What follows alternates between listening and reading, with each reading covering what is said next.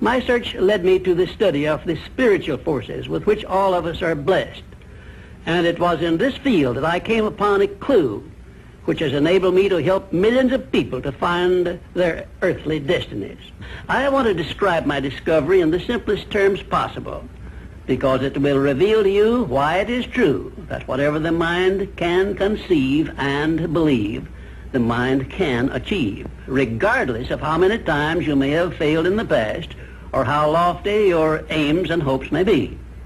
I caught my first fleeting glimpse of the profound law which provides the means by which we may choose our own purpose in life and attain it while I was being coached by Andrew Carnegie during the organization of the Science of Success philosophy. I had just finished telling Mr. Carnegie that I feared he had chosen the wrong person to give the world the first practical philosophy of personal success because of my youth, my lack of education, and my lack of finances. Well, at this point, Mr. Carnegie delivered a lecture that I shall never forget because it changed my entire life and paved the way for my helping to change the lives of millions of people, some of them not yet born. Let me call your attention to a great power which is under your control, said Mr. Carnegie, a power which is greater than poverty, greater than the lack of education, greater than all of your fears and superstitions combined. It is the power to take possession of your own mind and direct it to whatever ends you may desire. This profound power, Mr. Carnegie continued, is the gift of the Creator, and it must have been considered the greatest of all of his gifts to man, because it is the only thing over which man has the complete and unchallengeable right of control and direction. When you speak of your poverty and lack of education, Mr. Carnegie explained, you are simply directing your mind power to attract these undesirable circumstances, because it is true that whatever your mind feeds upon, your mind attracts to you. Now you see why it is important that you recognize that all success begins with definiteness of purpose, with a clear picture in your mind of precisely what you want from life. Then Mr. Carnegie continued his speech with a description of a great universal truth which made such an impact upon my mind that I began then and there to give myself a new outlook on life and set up for myself a goal so far above my previous achievements that it shocked my friends and relatives when they heard about it. Everyone, said Mr. Carnegie, comes to the earth plane blessed with the privilege of controlling his mind power and directing it to whatever ends he may choose. But, he continued, everyone brings over with him at birth the equivalent of 2 sealed envelopes, one of which is clearly labeled, the riches you may enjoy if you take possession of your own mind and direct it to ends of your own choice. And the other is labeled, the penalties you must pay if you neglect to take possession of your mind and direct it. And now let me reveal to you, said Mr. Carnegie, the contents of those 2 sealed envelopes. In the one labeled riches is this list of blessings. 1, sound health. 2, peace of mind. 3, a labor of love of your own choice. 4, freedom from fear and worry. 5, a positive mental attitude. 6, material riches of your own choice and quantity. In the sealed envelope labeled penalties, Mr. Carnegie continued, is this list of the prices one must pay for neglecting to take possession of his own mind. 1, ill health. 2, fear and worry. 3, indecision and doubt. 4, frustration and discouragement throughout life. 5, poverty and want. 6, and a whole flock of evils consisting of envy, greed, jealousy, anger, hatred, and superstition. Now, my mission in life is to help you and everyone who needs my help to open up and use the contents of the sealed envelope labeled riches. And the starting point from which you must take off if you wish to write your own ticket from here on out for the remainder of your life, I will describe for you in these simple instructions. 1, procure a neat pocket-sized a notebook, or something on the order of this one here, loose leaf affair. And on page 1, write down a clear description of your major desire in life, the one circumstance or position or thing which you will be willing to accept as your idea of success. And remember before you begin writing that your only limitations are those which you set up in your own mind or permit others to set up for you. And 2, on page 2 of your notebook, write down a clear statement of precisely what you intend to give in return for that which you desire from life. And then start in right where you stand now to begin giving. And 3, memorize both of your statements, what you desire and what you intend to give in return for it, and repeat them at least a dozen times daily. And always end your statements with this expression of gratitude for the blessings with which you were gifted at birth. I ask not, O divine providence, for more riches, but more wisdom with which to accept and use wisely the riches I received at birth in the form of the power to control and direct my mind to whatever ends I desire. If you are not too successful or self-satisfied to accept and express this profound prayer, if you accept it and express it in the same spirit of humble sincerity in which I pass it on to you, a new and a better world will reveal itself to you. A world in which you will see reflected the circumstances and the things which you yourself have created. And now let me close this, our first visit, with my favorite expression of gratitude. O divine providence, I ask not for more riches, but more wisdom with which to make wiser use of the riches you gave me at birth, consisting in the power to control and direct my own mind to whatever ends I desire.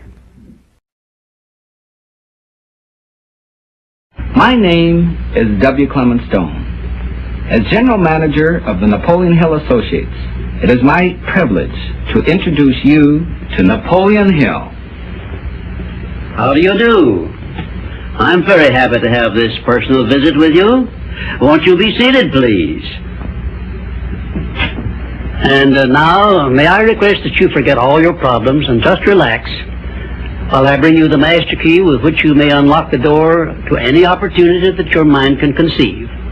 The master key consists of 17 principles, the first of which is definiteness of purpose. Right here at the beginning of our visit, I'm going to make you a promise. If you will decide definitely what you want most during your entire lifetime and write it down on paper so that I can read it, I will give you the master key with which you may open the door to the attainment of your desires, whatever they may be. The exact moment when I will deliver this master key to you will depend entirely upon when you are ready to receive it. This is the first of 13 messages that I will deliver to you. Now, in each message, I will describe the master key in terms that you will understand, if you are ready to understand. And now I shall give you the first cue as to the nature of the great master key which has been responsible for all the great successes in every calling, in every part of the world. Please listen carefully to what I have to say, because you may discover the secret of the master key in this first visit.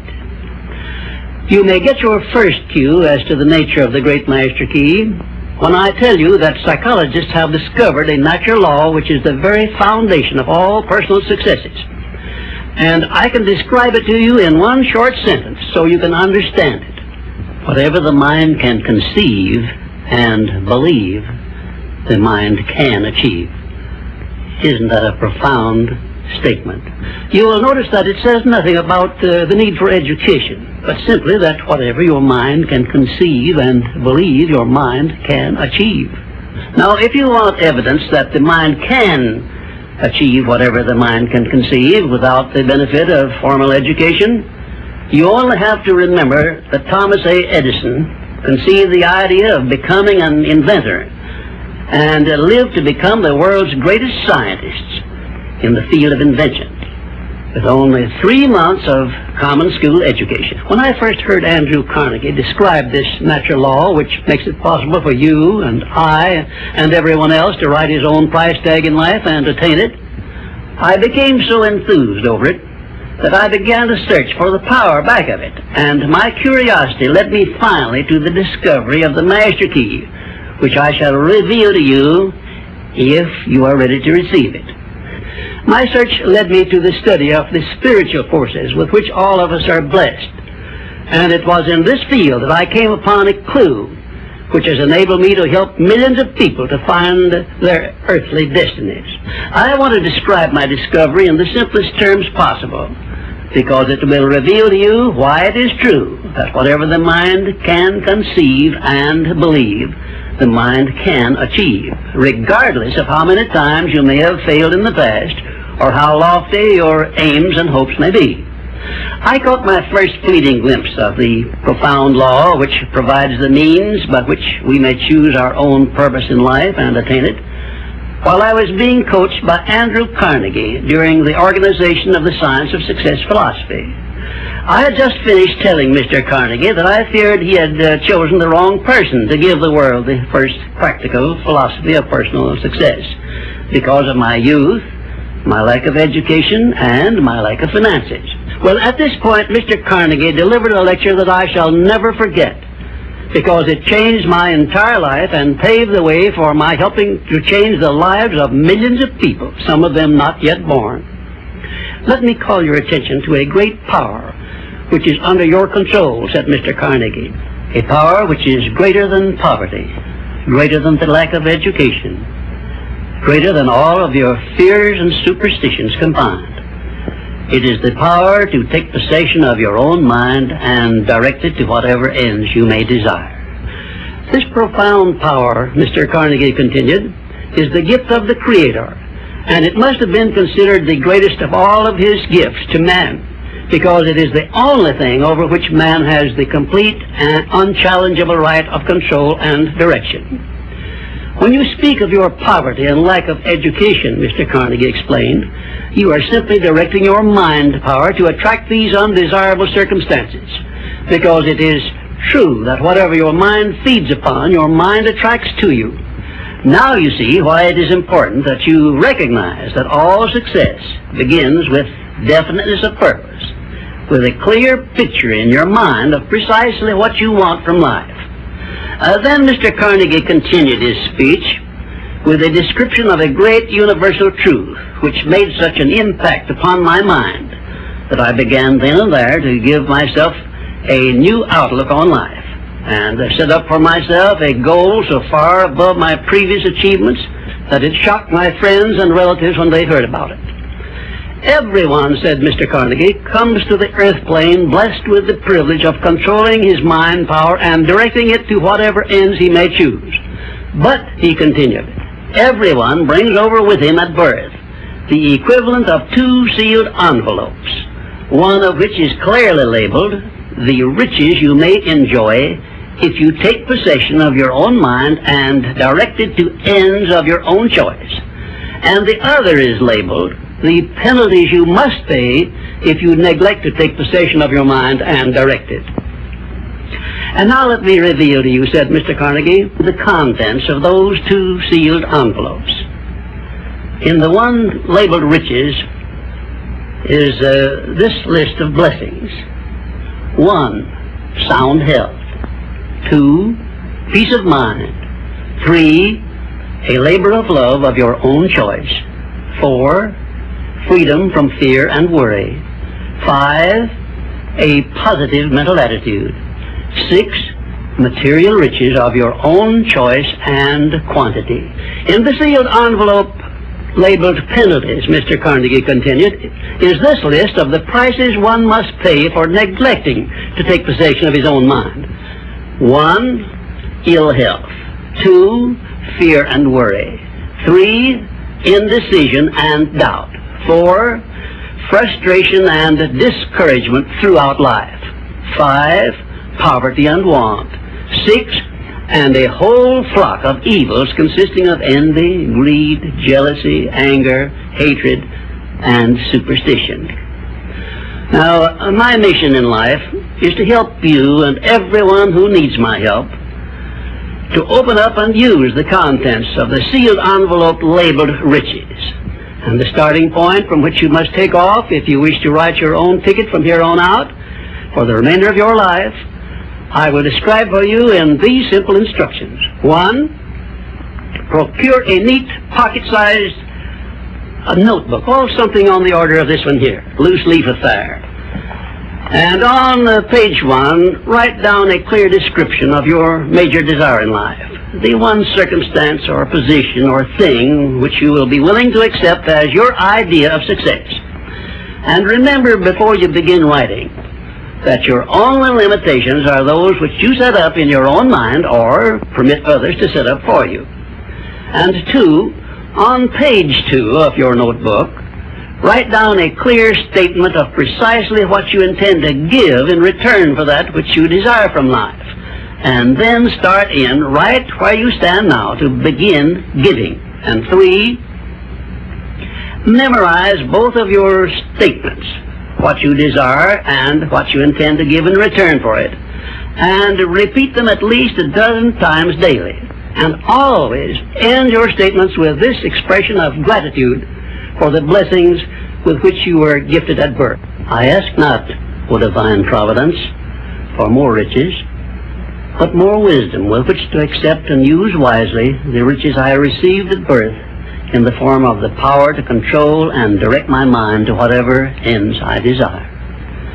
If you are not too successful or self-satisfied to accept and express this profound prayer, if you accept it and express it in the same spirit of humble sincerity in which I pass it on to you, a new and a better world will reveal itself to you. A world in which you will see reflected the circumstances and the things which you yourself have created. In my next visit, I will give you a description of the second principle of success, through the application of which you may make use of the education and experience of other people and get the necessary help you may need in attaining your definite major purpose in life. And now let me close this, our first visit, with my favorite expression of gratitude. O divine providence, I ask not for more riches, but more wisdom with which to make wiser use of the riches you gave me at birth, consisting in the power to control and direct my own mind to whatever ends I desire.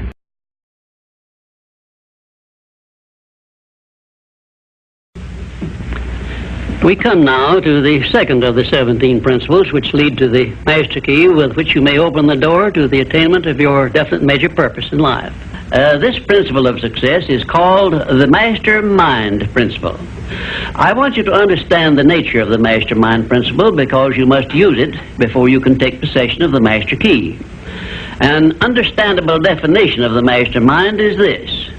It consists of 2 or more people who work in perfect harmony for the attainment of a definite purpose. Now, here are some interesting facts about the mastermind which give you an idea of how important it is and how necessary that you embrace this principle and make use of it in attaining success in your chosen occupation. First of all, it is the principle through which you may borrow and use the education, the experience, the influence, and perhaps the capital of other people in carrying out your own plans in life. It is the principle through which you can accomplish in 1 year more than you could accomplish without it in a lifetime if you depended entirely upon your own efforts for success. And I have heard well-informed Bible students say that the first known application of the mastermind was that which existed between the Nazarene and his 12 disciples. Of one fact I am absolutely sure. When you form a true mastermind alliance with others and work with them in a spirit of perfect harmony, you can draw freely upon the spiritual forces within you in carrying out your plans and desires. I also know that the mastermind principle can give you absolute protection against failure, provided always that your purpose in using this principle is beneficial to all whom you influence.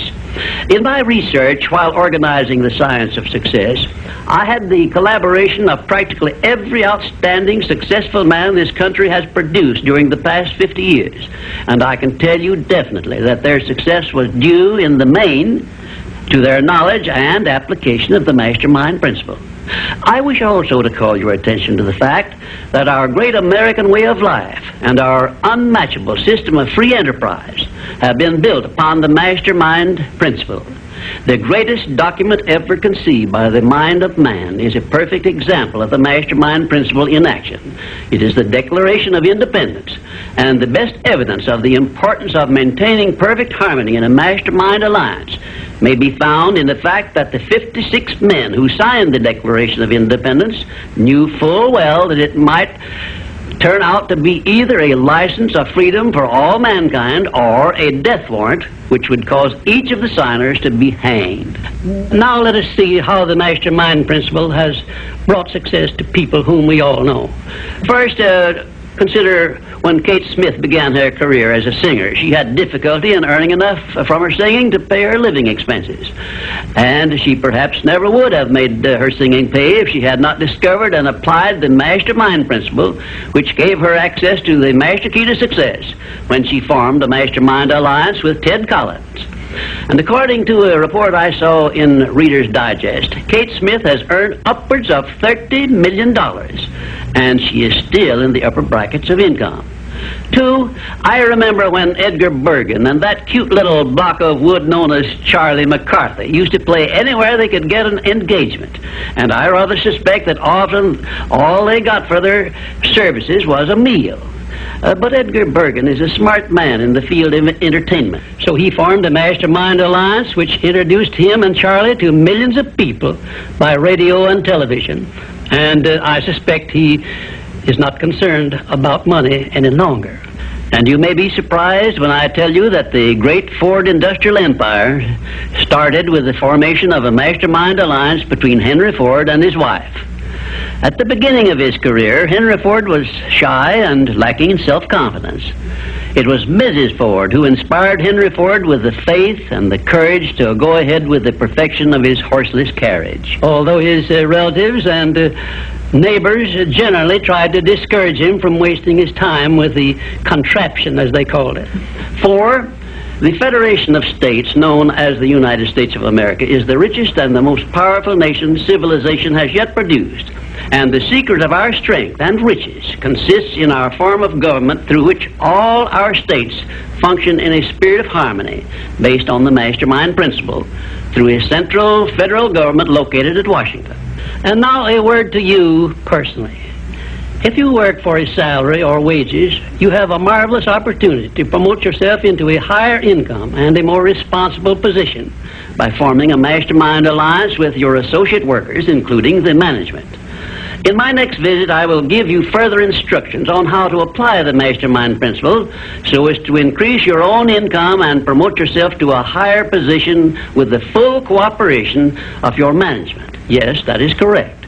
I will show you how to write your own price tag, fix your own wages, establish your own working hours, and give yourself financial independence. But right now, I want you to do three things before our next visit. First, decide definitely where you wish to be and what you wish to be doing during the next 3 years. And second, decide how much money you desire to be making and what you are going to do to earn it. And third, form a mastermind alliance with at least one person in your immediate family and at least one other person among those to whom you are selling your services. By taking these three steps, you will have gone a long way toward appropriating the great master key to success. There is no such thing as something for nothing. Everything, including your personal success, has a price that must be paid. And the only price you are requested to pay for the present is the effort necessary to do three simple things that I have suggested. Now, before you begin to take the three steps I have suggested, there is one important fact I wish you to remember, and it is this. Control your mental attitude and make yourself friendly and agreeable with everyone with whom you are closely associated if you expect friendly cooperation in return. Indifference cannot create a mastermind alliance for you. A negative mental attitude can bring you nothing but failure. Remember always, you are where you are and what you are because of your mental attitude in which you relate yourself to other people. Remember also, your mental attitude is the one and the only thing over which you have complete control. Success is something which has to be planned, and success is something which has to be earned in advance. True, there is such a thing as luck, but just remember that luck is something you can create for yourself if you know the rules and follow them just as I give them to you. Remember, too, that success in the higher brackets of achievement is something that can be had only by taking others along with you. And the best definition of success, which I know, is this: success is the knowledge with which to get whatever you want from life without violating the rights of others and by helping others to acquire it. There is a known formula for the attainment of success, and it is as definite and certain as are the rules of mathematics or the principles of science. My purpose in these visits is to bring you that formula in simple terms that you can understand and apply. But I can never give you that for which you are not ready. If you are ready to advance into the higher brackets of success, you will recognize this fact by your willingness to follow the simple instructions I shall give you as we go along. If Kate Smith had not been ready for success when she formed a mastermind alliance with Ted Collins, he couldn't have brought her success.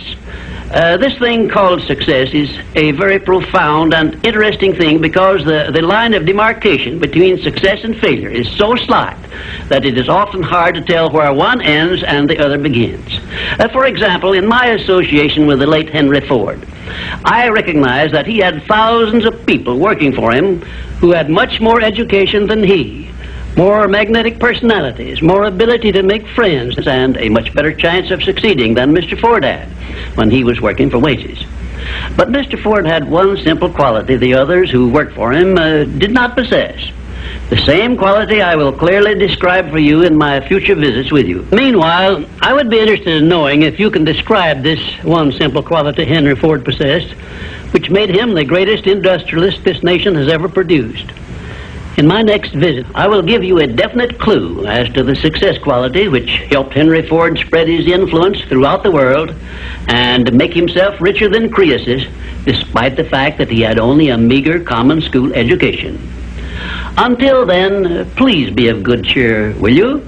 And just remember that your only real limitation is the one you accept and set up in your own mind.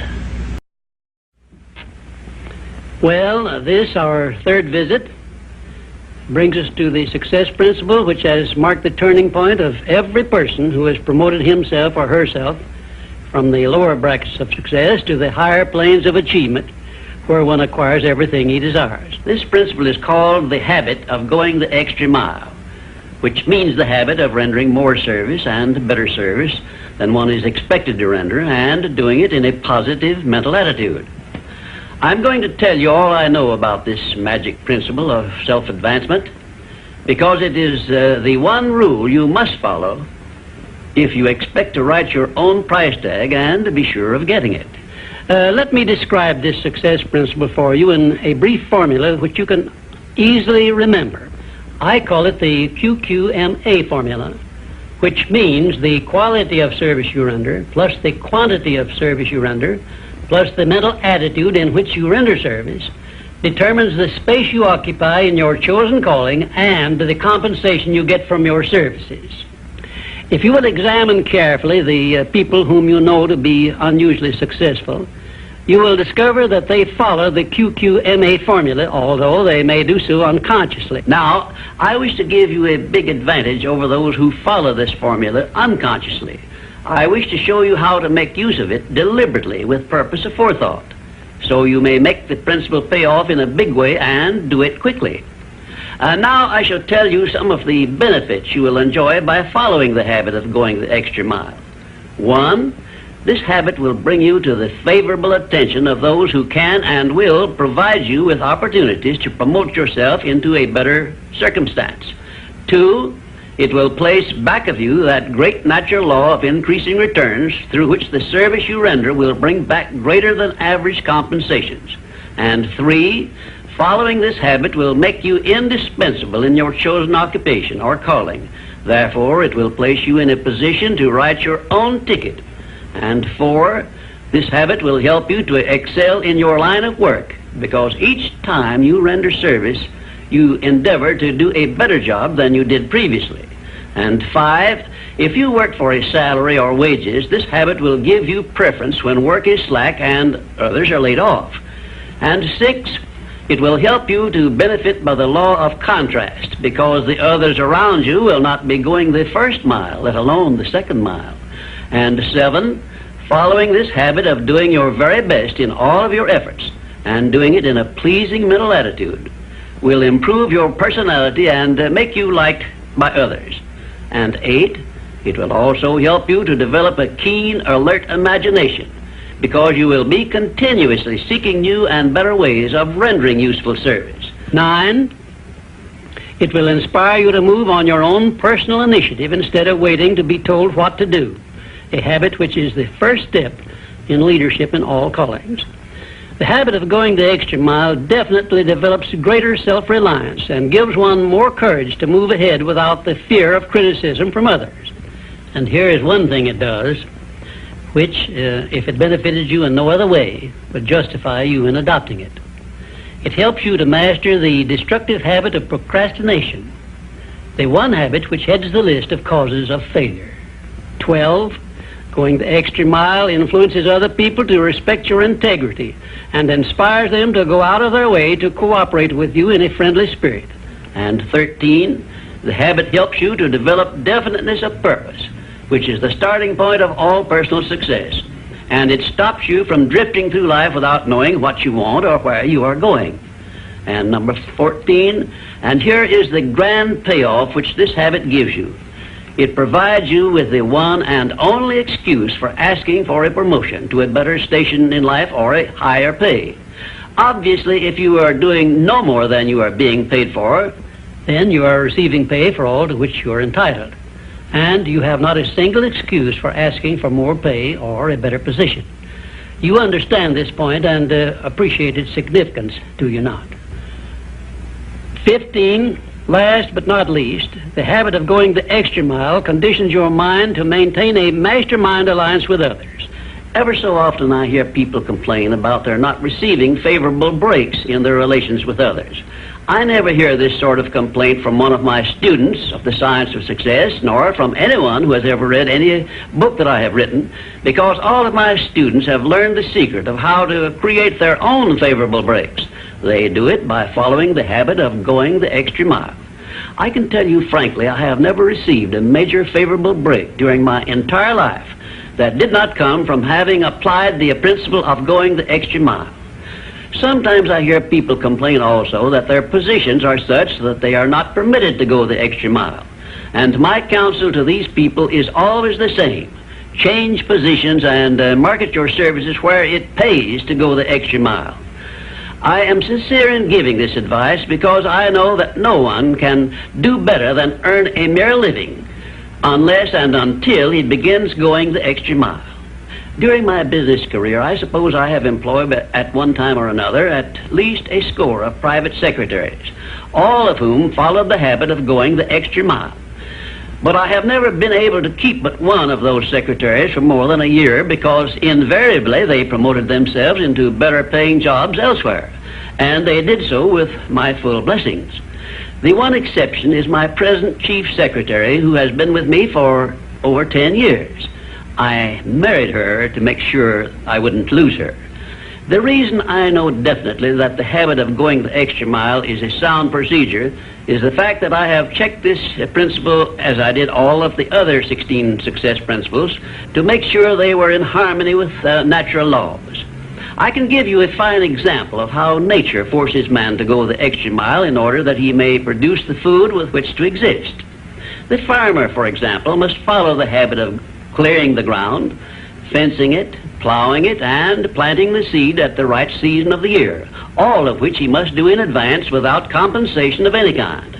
If he does his part of the work properly, he then hands the job over to nature, sits down and waits for her to do her part, and within a brief period, nature germinates the seed the farmer plants, matures it, and yields back to him the seed he planted, plus perhaps an increase of 100 times that amount, to compensate him for having gone the extra mile.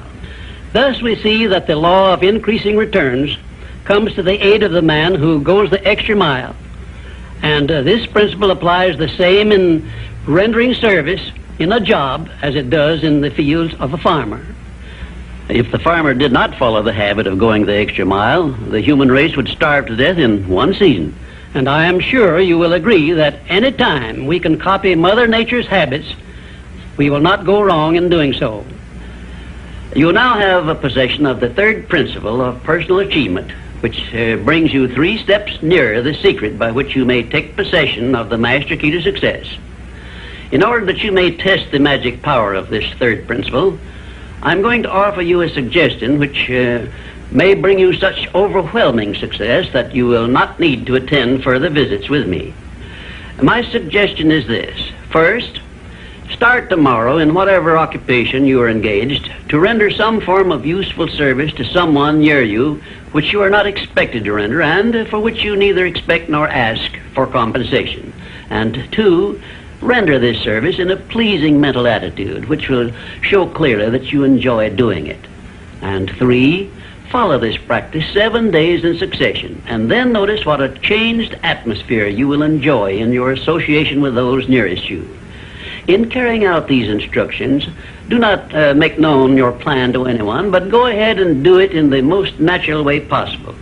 And by the end of the 7th day, you will find yourself so much happier and so much better liked by those around you that you will never desire to give up the habit.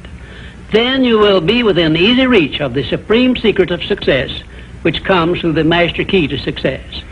In my 4th visit with you, I will give you a very definite clue as to the means by which you may appropriate and use the great master key.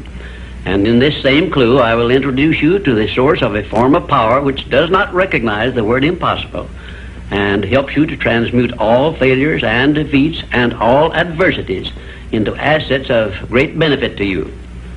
And now, until our next visit, may I remind you that if you believe it, you can do it. We come now to the 4th visit, where I shall introduce you to your greatest asset, and with this introduction, the master key to success will be within your easy reach. I say this is your greatest asset because it is the 4th of the 17 success principles with which you may tap and draw upon the supreme power which created you and runs this entire universe. The name of this principle is applied faith. And I want you to remember it is not something I am bringing to you, but it is something you already possess, although you may not have made use of it in the past. And now let me tell you what applied faith is and what you can do with it. Applied faith is the mental attitude wherein you may clear your mind of all fears and doubts and direct it to the attainment of whatever you desire in life. In our first visit, I told you that you and I and every person were blessed with the privilege of complete control over but one thing, and that is the exclusive right to take possession of our own minds and direct them to the attainment of whatever we desire in life. Applied faith is a mental attitude we must cultivate and maintain before we can take complete possession of our minds. It is the means by which we may break the seal of that envelope I mentioned in our first visit and take full possession of the 6 forms of riches we get in return for taking possession of our minds and using them. Those 6 riches were, as you may remember, sound health, peace of mind, a labor of love of your own choice, freedom from fear and worry, a positive mental attitude, and material riches of your own choice and quantity. We are now, this very moment, standing in front of the gateway which can be opened only with the great master key to success.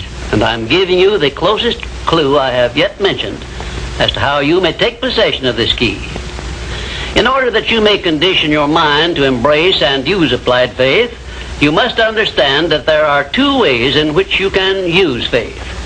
You can put it into reverse gear and use it in a negative way by allowing your mind to dwell upon the circumstances and the things you do not want, such as poverty, ill health, failure, defeat, And this is precisely what the majority of people do, which explains why the majority of people go through life in misery and want. Or you can take possession of your mind and direct it to think of the 6 riches which came over with you in that sealed envelope.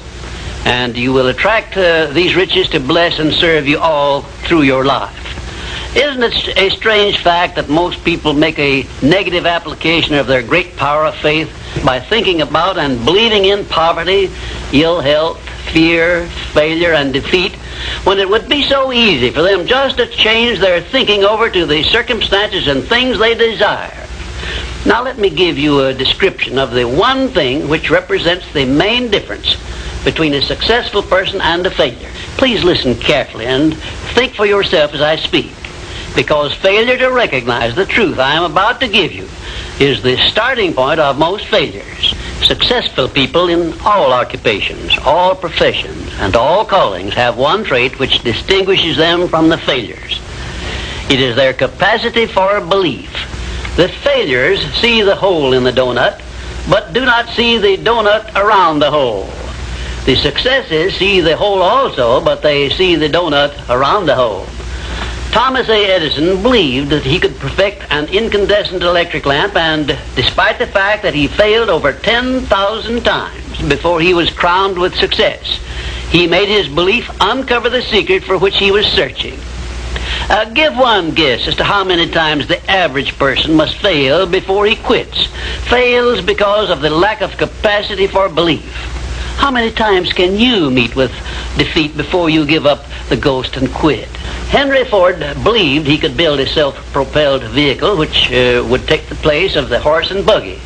And despite the ridicule of relatives and neighbors and the lack of finances, he transmuted his belief into an industrial empire which changed the entire American way of life. Mind you, Ford did this with very little education and no operating capital to begin with. Right here, let me ask you a question which may well change your entire life. You perhaps have an idea or a plan which would be useful to other people, but you have done nothing about it because you lack the self-confidence to give you a start. In other words, you are now where Henry Ford was before he built the first model of his world-famous automobile. Mr. Ford broke through that wall of fear which may now be holding you back and put his idea into operation by making use of the mastermind principle I mentioned in our second visit through an alliance with his wife. Now, the question I wish to ask you is this. Why don't you form a mastermind alliance with someone and begin putting your ideas to work for you? Belief is truly a magic word because it is the beginning of all successes. It is the very foundation of civilization. It is the one quality you must develop before you can make use of the great master key to success. To be successful, you must become a person with a great capacity for belief. And the place to start believing is with yourself. You should begin by recognizing that you were born with the privilege of complete control over your own mind. You should also recognize that by the application of the master key to success, which I am passing on to you through these visits, you can take full possession of your mind and make it yield you whatever you demand in life. Observe, I use the word demand, not beg. The Creator never intended for you to beg for anything. If He had, He would not have blessed you with full control over your own mind. If your life is not what you want it to be, you can change it. As a matter of fact, you can do anything within reason that you desire to do if you embrace the principle of applied faith and keep it directed to the attainment of the things you want and off the things you do not want. I should know what I'm talking about because I was handicapped at birth by the 4 horsemen which keep most people in bondage all the days of their lives: poverty, fear, illiteracy, and superstition. I have discovered the master key which gives one deliverance from all the evils one does not want and opens wide the gateway to the riches which the Creator intended every person to enjoy on this earth. Applied faith is the only means by which the master key can be appropriated and used. Therefore, I give you these instructions through which you may create a mental attitude which is favorable for the expression of faith. 1, know what you want and believe that you can and will get it. 2, give expressions of gratitude many times daily for having received that which you want, even before you actually get physical possession of it. Possession starts first in the mind. Please remember this. 3rd, keep your mind open for hunches from within. And when you are inspired to action, do not wait, but move on your own personal initiative at once. Remember, there can be no application of applied faith without action. 4th, when overtaken by defeat, as you may be many times, remember that man's faith is tested many times before he is crowned with final victory. And accept your defeat as nothing more than a challenge to keep on trying. And 5, a burning desire for the things or circumstances you want is the starting point of all applied faith.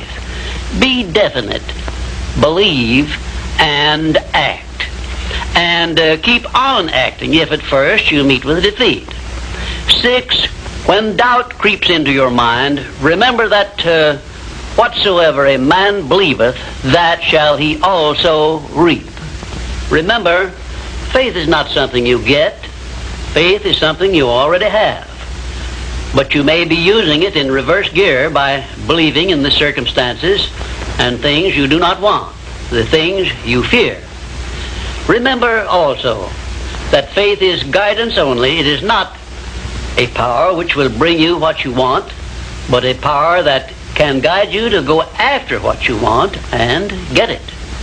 Remember, too, that your faith is limited only by your own capacity to believe. You can do whatever you make up your mind to do. I believed I could give the world a practical philosophy of success which would free men and women from their fears and limitations. I stood firmly back of that belief through 20-odd years of effort and saw my belief give freedom to millions of people. Do the thing, said Emerson, and you shall have the power. May I paraphrase this great truth by saying, believe and you shall receive. And now, until our next visit, will you please remember that your life is exactly what you make it by your own mental attitude.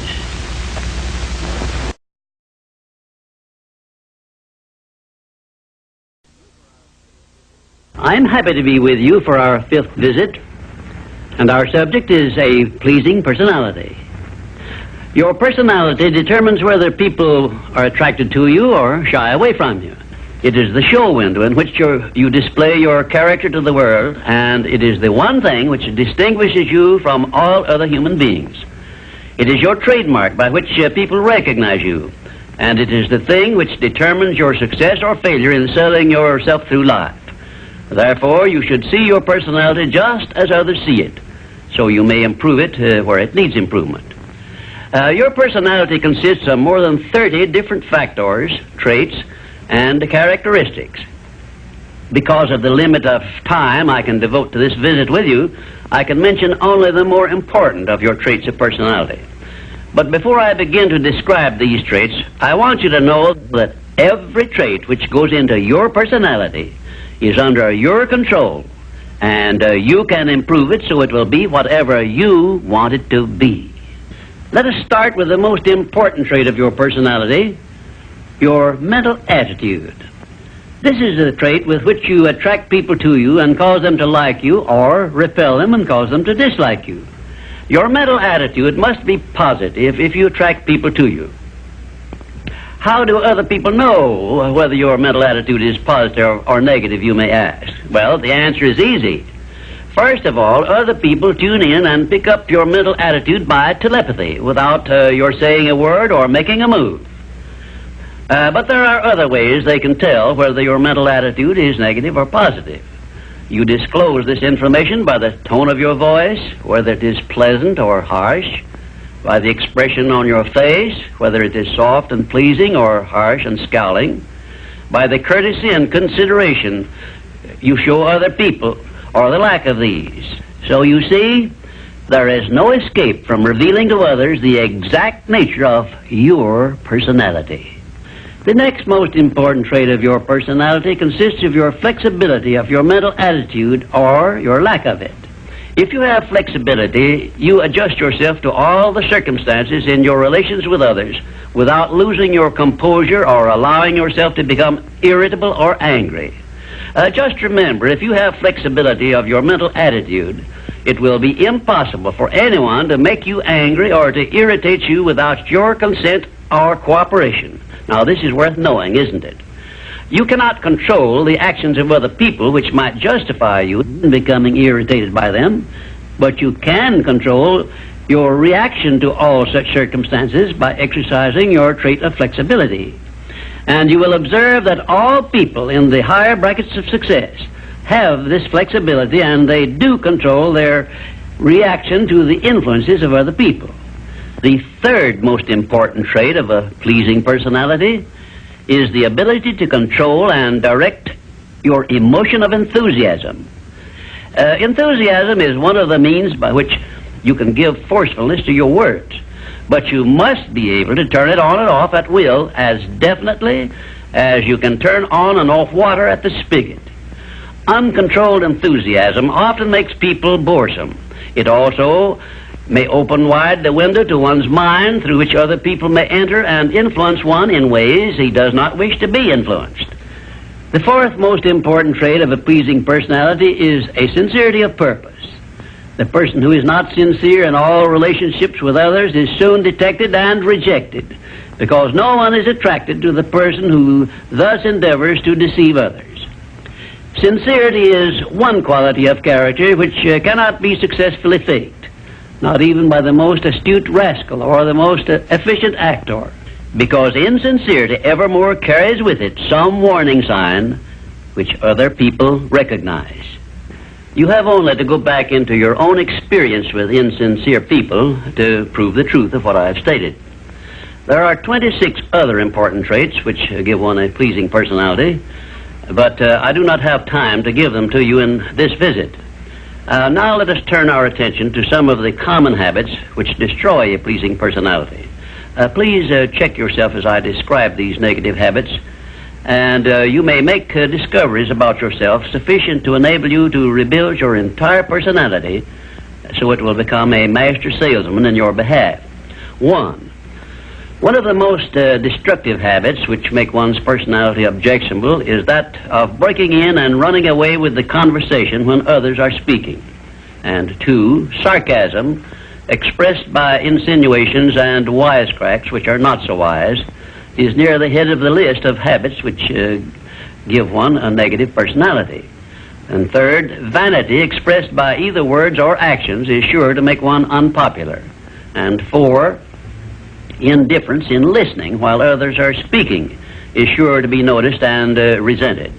It is more profitable to be a good listener than it is to be a good talker, because one is always apt to learn something while listening to others, but never learns anything from hearing himself talk. 5, the attempt to flatter where flattery is obviously not deserved will bring quick resentment from others. Also, it will put them on notice, if they are wise, that the flatterer wants something he perhaps should not get. And 6, the habit of finding fault with the world at large and people in general is never a popular habit, and it is no part of a pleasing personality. It is far better to direct conversation to the circumstances and things which are right than to complain of those which one believes to be wrong. And 7, one of the very worst habits which destroy a pleasing personality is that of openly and directly challenging those with whom one may not agree, where there is no obvious reason for doing so, except the desire to be on the opposite side. And 8, the habit of volunteering unsolicited advice to others who have not requested it can make one an intolerable bore. Free advice usually is considered to be worth just what it costs, which is nothing but the patience with which to listen to it.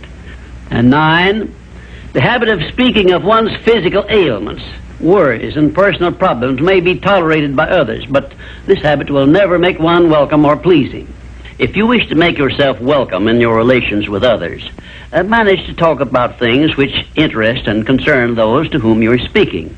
You will never be boresome to the person to whom you are speaking of himself and the things which interest him, a truth which all master salesmen understand and respect. And 10, the habit of endeavoring to convey an impression of superiority through the use of words and topics unfamiliar to others is a surefire destroyer of popularity.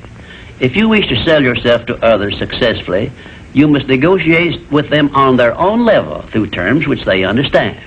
And 11, envy of those who are successful is a trait which destroys a pleasing personality. The truly great men and women have all been known to be generous, sympathetic, and joyous in connection with the good fortunes of others.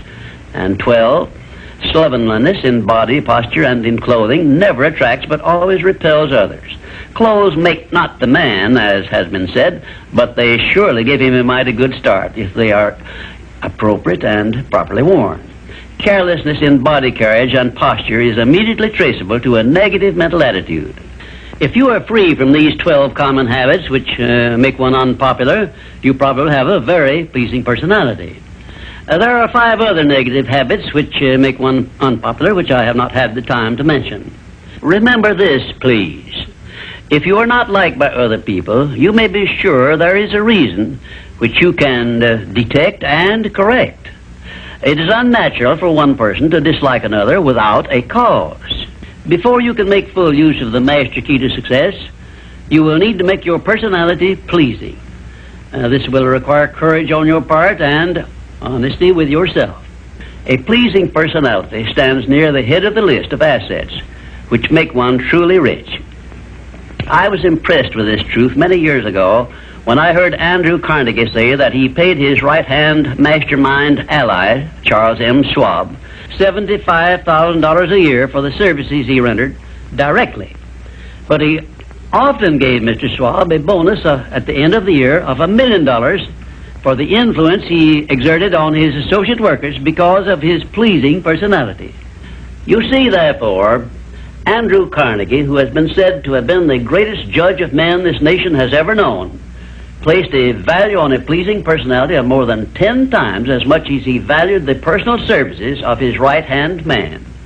Perhaps this will give you a clue that may help you up the market value of your personality. And now, until we meet again, may I wish you health, wealth, and peace of mind.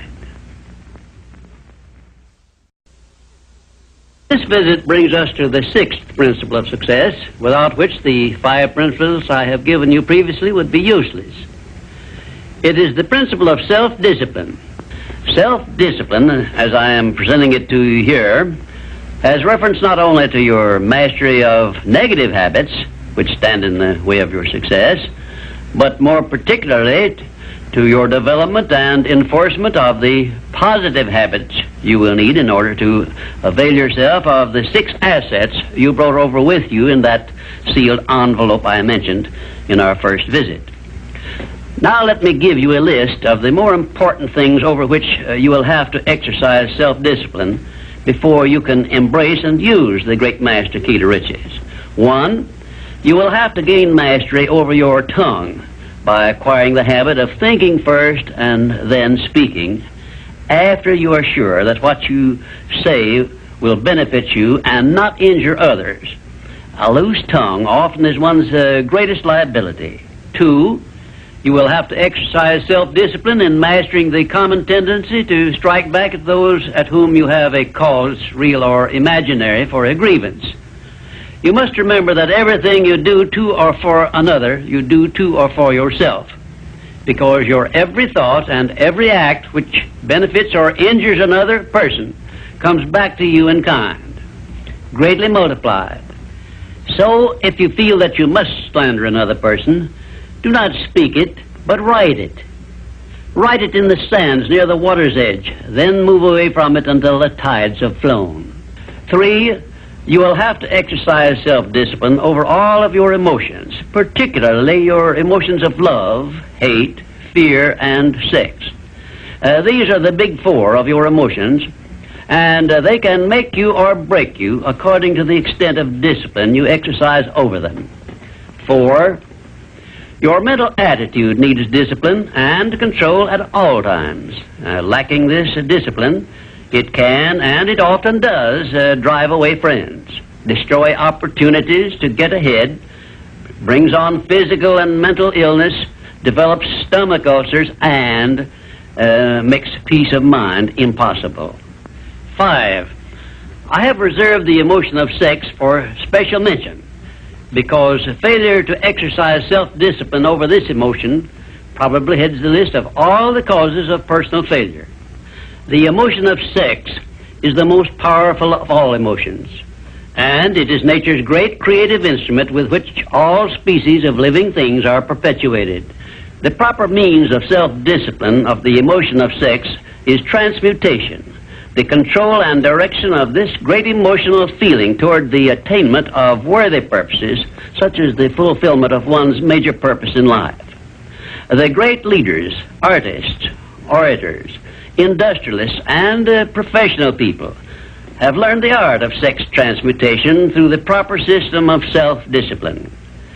Because of the delicacy of the subject of sex emotion, I am limited as to the information I can give you about it on this visit.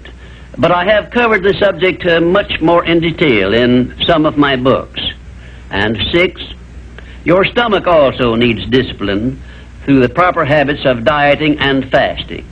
Because information on dieting and fasting should come from your own doctor. I will not go into details concerning them, except to call your attention to the need for knowledge on this subject.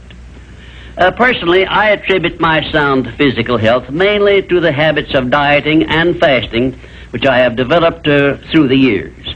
And 7, you will need to exercise self-discipline in relation to religion and politics, because our country, which is the most acceptable form of society civilization has yet produced, is made up of people of varying beliefs in connection with both of these subjects. To be happy and prosperous in our country, we must learn to live and to let live, to give others the privileges we ask and demand for ourselves. And this often calls for strict discipline over self. 8, but I have reserved until the last my reference to the most important circumstances over which you must exercise the strictest of self-discipline if you are to embrace and use the great master key to riches. I have reference to your profound privilege of taking possession of your own mind and directing it to whatever ends you may desire. You cannot take possession of your own mind or direct it to definite ends without a practical system. I have devoted the better portion of my past life to the revelation and presentation of such a system. And I know that this system works because it has been successfully used by many millions of people throughout the world. The system is not only practical and workable, but it is so simple that anyone who is ready for it may master it and use it successfully. Its use does not call for a genius nor a great amount of formal education. It calls only for a will to take possession of one's own mind and a definite purpose to which the mind is to be directed. Self-discipline by Thomas A. Edison made him the world's greatest inventor, who revealed to mankind during the first half of the 20th century more of nature's secrets than had been uncovered during the entire previous history of civilization. Self-discipline carried Wilbur and Orville Wright through a multitude of failures and enabled them finally to give the world its first practical airplane, an achievement which has made the world smaller and changed the entire trend of civilization. Self-discipline helped Helen Keller to triumph over deafness, blindness, and dumbness, a combination of afflictions such as most people never experience.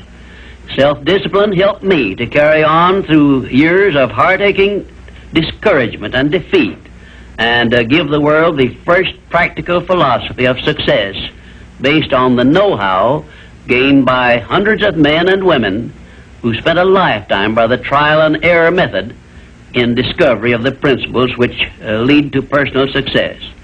Self-discipline is among the top-ranking features of all the great religions, including, of course, the Christian faith. And there are some people who believe that our major purpose on earth is that of developing wisdom through struggle and self-discipline. One thing is certain: no one ever becomes very wise without the aid of self-discipline, and no one ever finds peace of mind and happiness without the strict exercise of self-discipline. Self-discipline is the only means of transmuting sorrow into faith. It is the only means by which we may transmute hatred of others into the milder emotion of sympathy for them. It is the only means by which we may reveal and profit by the seed of an equivalent benefit which comes with every adversity and every defeat. It is the only means by which we may shut out of our minds the deadly effects of past experiences of suffering and unpleasantness. And it is the means by which we may discover that other self we carry around with us, that self which has great capacity for belief and does not become influenced by failure and defeat. Self-discipline can give us freedom from the fear of death, the most difficult to master of all of our fears. It can free us from the disease of hypochondria, the fear of imaginary illness with which so many people suffer and sometimes die. Self-discipline is the means by which we may think our own thoughts, live our own lives as we wish to live them, and remain forever free from the evils of fears and limitations which we have inherited from the dark ages before the dawn of civilization.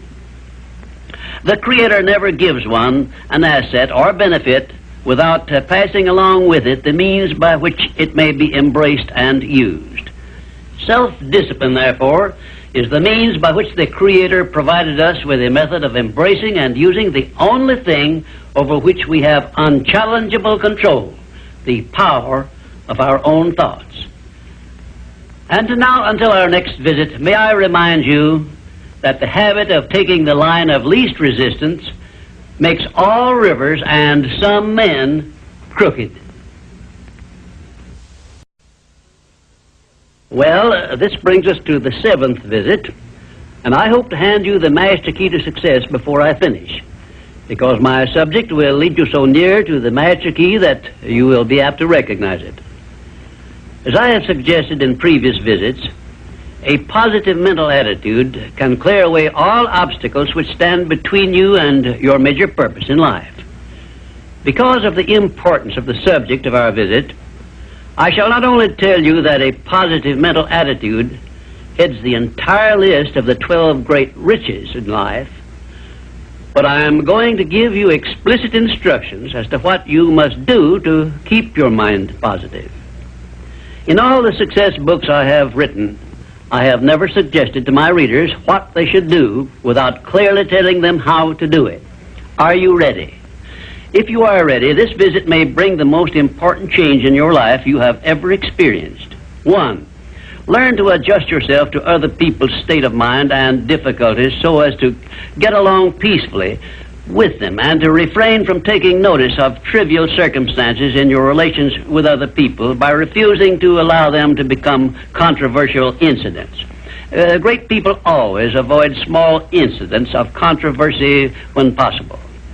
2. Establish for yourself a definite fixed system of conditioning your mind at the beginning of each day so you will keep it positive under all circumstances.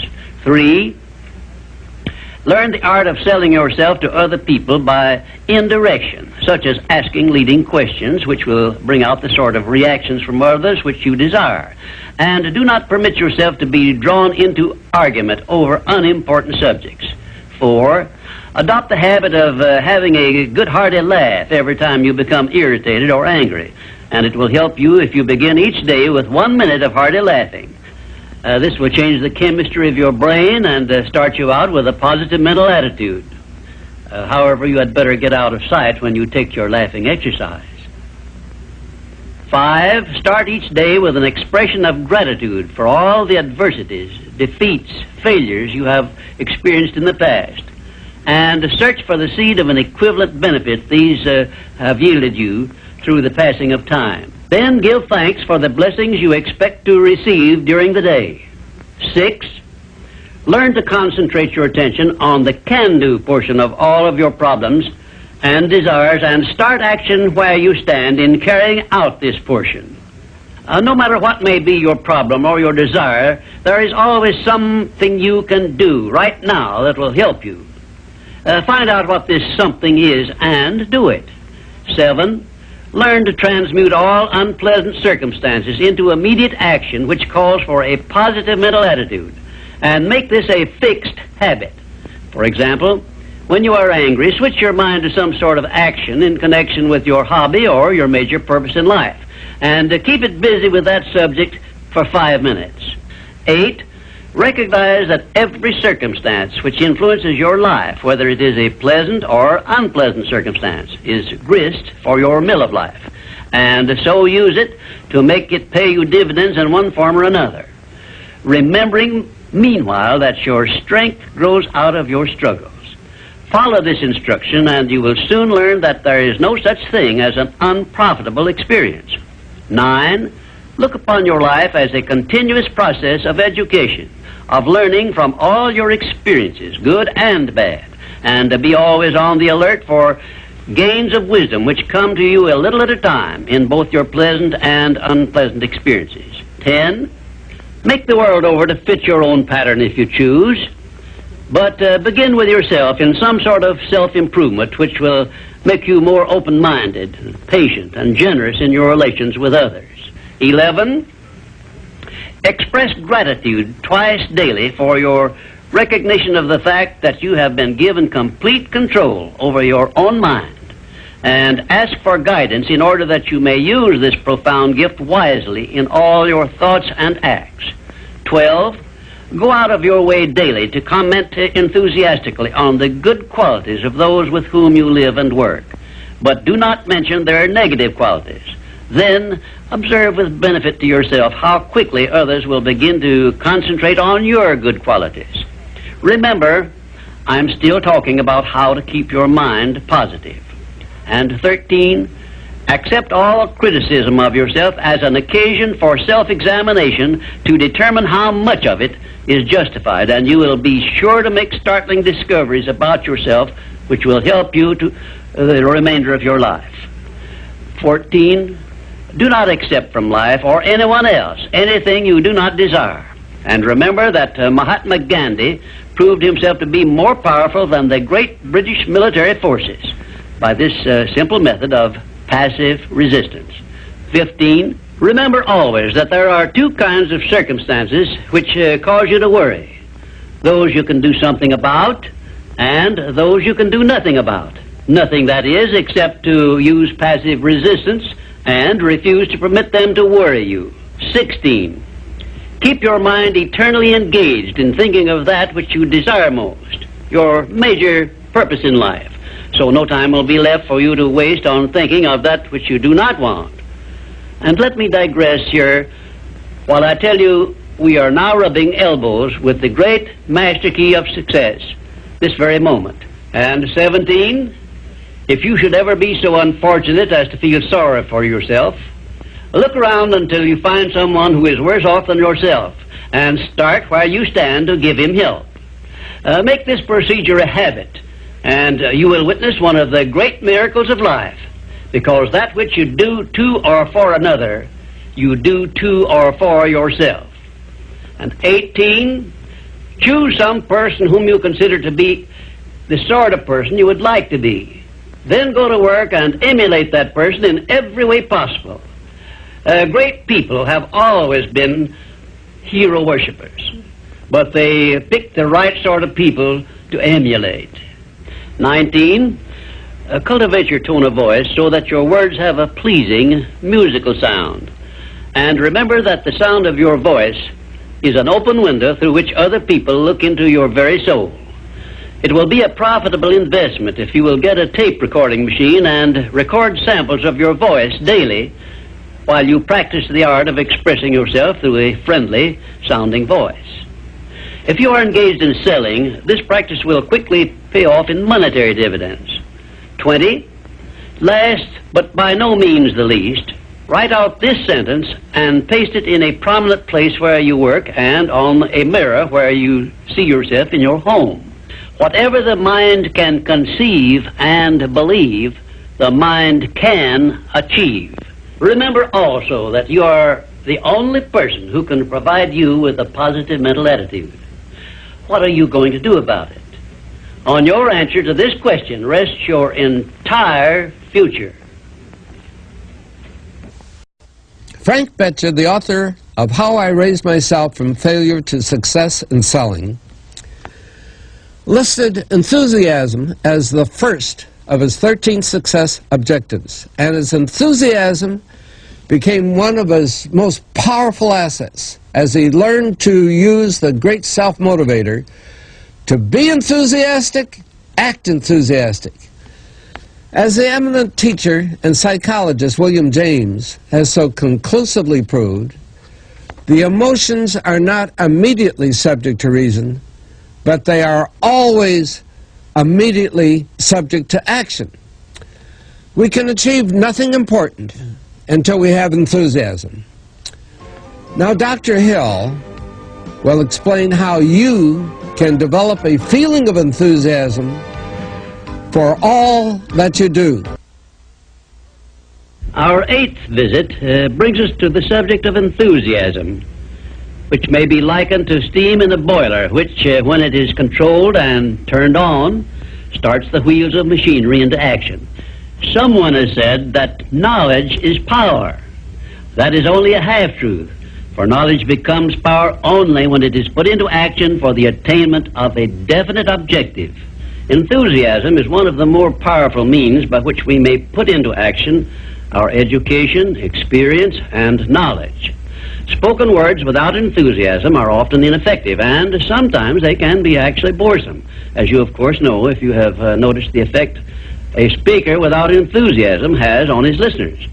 I have known lecturers to hold audiences spellbound for 2 hours, yet when members of the audience were asked to tell what the speaker had said, they could not remember.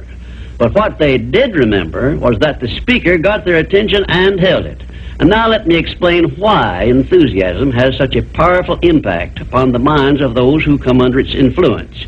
To begin with, I believe you'll be interested in knowing that your brain and every other person's brain is both a broadcasting station and a receiving station, which sends out thought vibrations and picks up those sent out by other people. When you turn on your enthusiasm, you step up the vibrations of thoughts which go out from your brain so that they reach and affect other people more quickly. As a matter of fact, you can send out thoughts which have been so stepped up with silent enthusiasm that they will reach and influence other people to whom you direct your thoughts. This is a fact which has been known to psychologists for ages, and it is also known to most master salesmen who use this method to condition the minds of their prospective buyers before they ever talk with them. You must have observed that the enthusiasm is very contagious, that it engages the attention of those who come under its influence and causes them to respond in a similar spirit of enthusiasm. I once heard Andrew Carnegie say that if you turned loose one man who thought in terms of intense enthusiasm in an industrial plant employing thousands of people, this man's enthusiasm would very quickly reach and influence every person in the plant. And he said that it made not the slightest difference whether the enthusiasm was negative or positive, constructive or destructive. Then Mr. Carnegie went on to explain that in his selection of employees for promotion to bigger jobs, the first thing he looked for was a man's capacity to express himself in terms of intense enthusiasm. He said that enthusiasm is one of the most important traits necessary for leadership. The most successful lawyers are not necessarily those who know most about the legal profession, but they are those who know how to influence courts and juries with their belief in their cases and have a great capacity for expressing themselves with enthusiasm. When you are introduced to another person, you have a marvelous opportunity to sell yourself favorably to that person by the extent of the enthusiasm you express in accepting the introduction. When you shake hands with another person, you have also a fine opportunity to make a favorable impression by the warmth of enthusiasm you put into that handshake.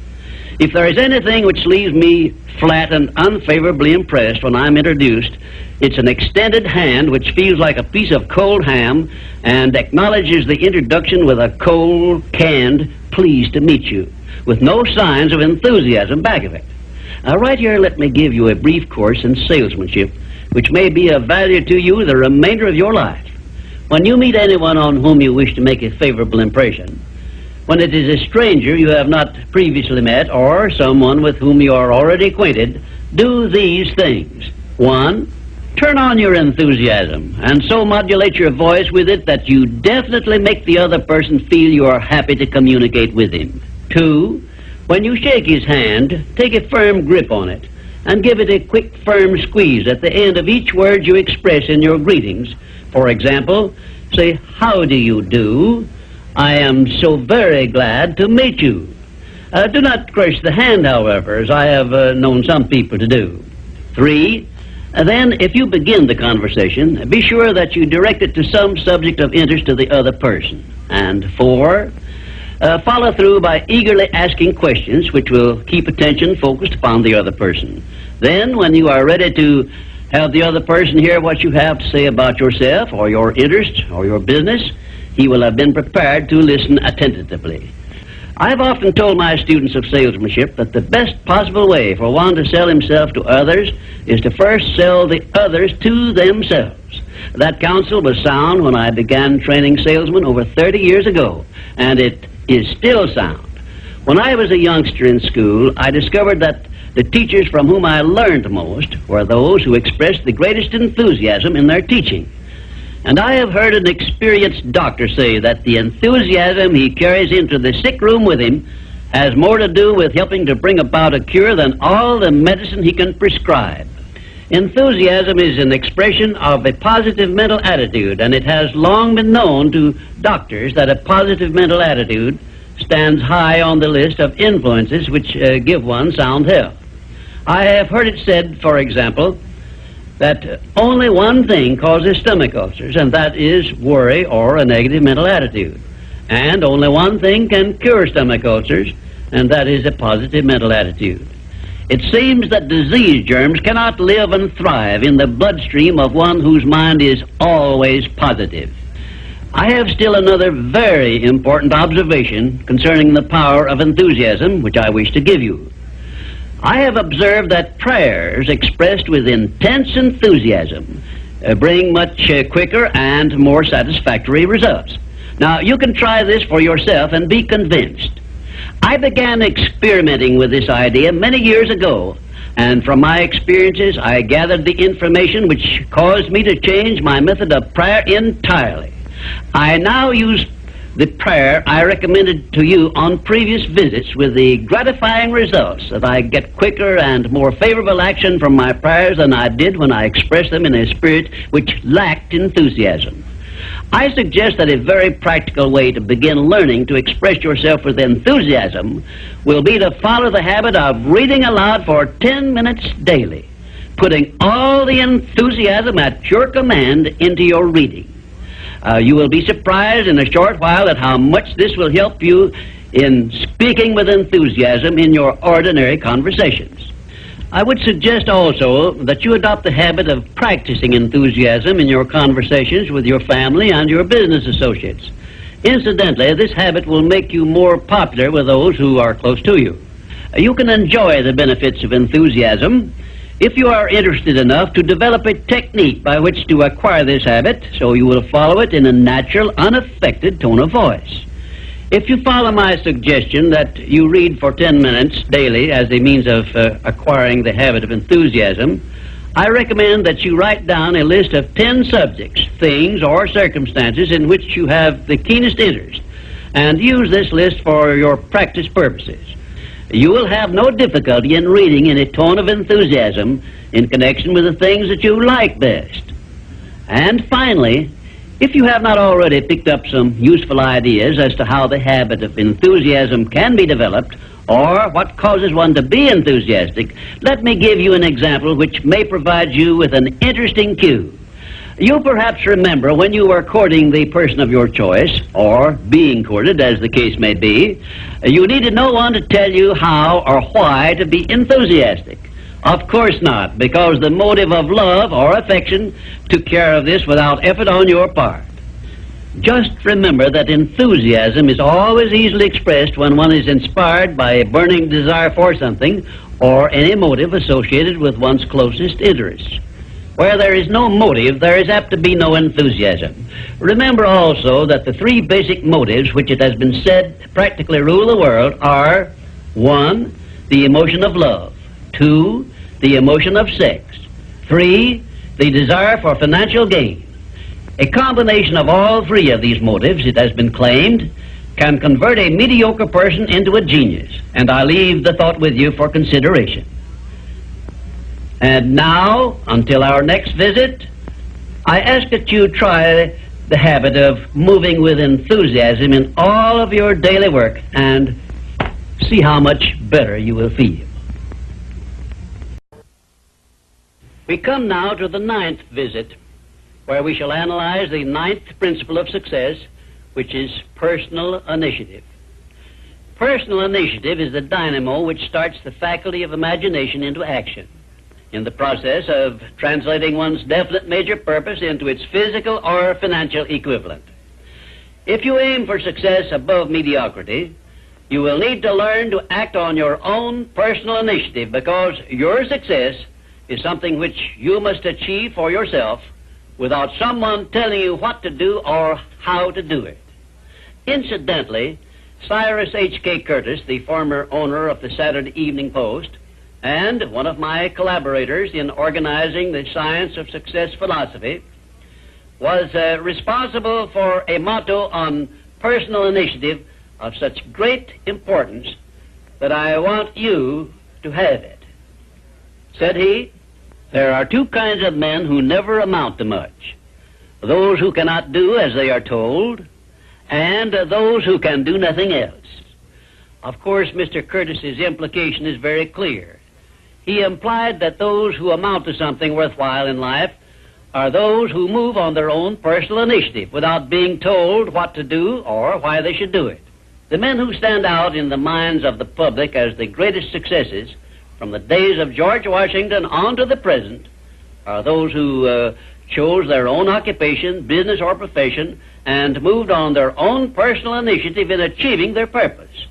And those who are getting ahead most rapidly today, no matter in what position they began, are those who promote themselves to a higher place in life by acting on their own personal initiative. The habit of personal initiative not only inspires one to move on his own responsibility, but it also influences him to carry through until he completes that which he undertakes in a manner pleasing to all concerned, because he knows that a winner never quits and a quitter never wins. And right here is an appropriate place to say something I perhaps should have said before, namely, that a big success is made up of a great number of little circumstances, each of which is so small and seemingly insignificant that most people pass it by as not worthy of notice. Some may think, for example, that the habit of personal initiative is unimportant, but we have only to take a look at the record of some of our greatest successes to recognize that personal initiative was an important factor without which they never would have achieved success. For example, no one told F.W. Woolworth to start a 5 and 10 cent store. The idea was his own. He acted on his own personal initiative in putting his idea into action, and lived to see it yield him a fortune well above $100 million. My distinguished business associate, W. Clement Stone, started his insurance business on his own personal initiative with an operating capital of only $100. But he followed through on that same personal initiative and made his humble beginning yield an annual gross income of many millions of dollars. And it was that same habit of acting on his own personal initiative, of doing the thing he wanted to do, which inspired Mr. Stone to join forces with me in taking the Science of Success philosophy to millions of people throughout the world, an undertaking which it is believed may help more people to find their places in the world than has any other influence during the past 100 years. The habit of personal initiative was the chief trait which helped Henry J. Kaiser to build a great industrial empire and raise himself to a high position in the industrial world. It was this trait of personal initiative which inspired Mr. Kaiser to pile up such an enormous record in the building of ships during World War II, despite the fact that he had never built ships before. One day when I was lecturing to one of my classes, I mentioned Henry J. Kaiser's wonderful record in building ships more cheaply and quickly than experienced shipbuilders had been able to do, when one of my students spoke up and said, Mr. Kaiser's having been a friend of Jesse Jones of the Federal Reserve Bank did not hurt his chances of success any, did it? Well, for a moment it looked as if that question had placed me on a spot. But I soon recovered my composure and came back with this reply. No, his knowing Mr. Jones did not hurt his chances, but think of the thousands of industrialists, many of whom may also have known Mr. Jones, but did not use their personal initiative in getting his financial help. Personal initiative is one quality which inspires one to form friendships and to make contacts with people who can be of aid to them in times of need.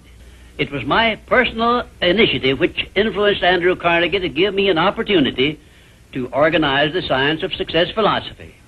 I now wish to give you an outline of the more important attributes of the person who has sufficient personal initiative to give him leadership in his chosen occupation. 1, first of all, the person who follows the habit of personal initiative has a definite major purpose in life and a plan for its attainment. 2, and a mastermind alliance with those whose help is essential in achieving his major purpose. 3, he has the necessary persistence and the will to win to carry him along when the going is hard and he meets with obstacles. 4, he makes decisions promptly when he has the necessary facts on which to base them and changes them slowly, if at all.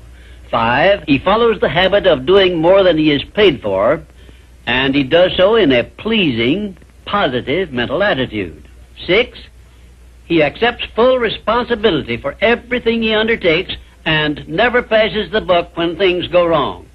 7, he can take friendly criticism without resentment because he has learned to profit by it. 8, he knows what the 9 basic motives are which inspire all human endeavors and never requests anyone to do anything for him without giving that person an adequate motive for doing so. 9, he never expresses an opinion about anything unless he has thought the subject through and is prepared to state how he came by his opinion. 10, he follows the habit of listening much and talking only when he has something to say which may benefit himself or others. 11, he has a well-developed sense of observation of small details and knows his job from the smallest detail to the greatest. 12, he never tells anyone to do anything without suggesting why it should be done and how it may be done best. 13, he follows the habit of concentrating his full attention on one thing at a time. 14, his mental attitude is positive at all times when he is in communication with other people. 15, if you ask him a question, he will give you a direct answer, even if he has to tell you he does not know the correct answer. 16, last but perhaps most important of all, he never puts off until tomorrow that which should have been done last week, because he knows that the habit of procrastination is near the top of the list of the causes of failure.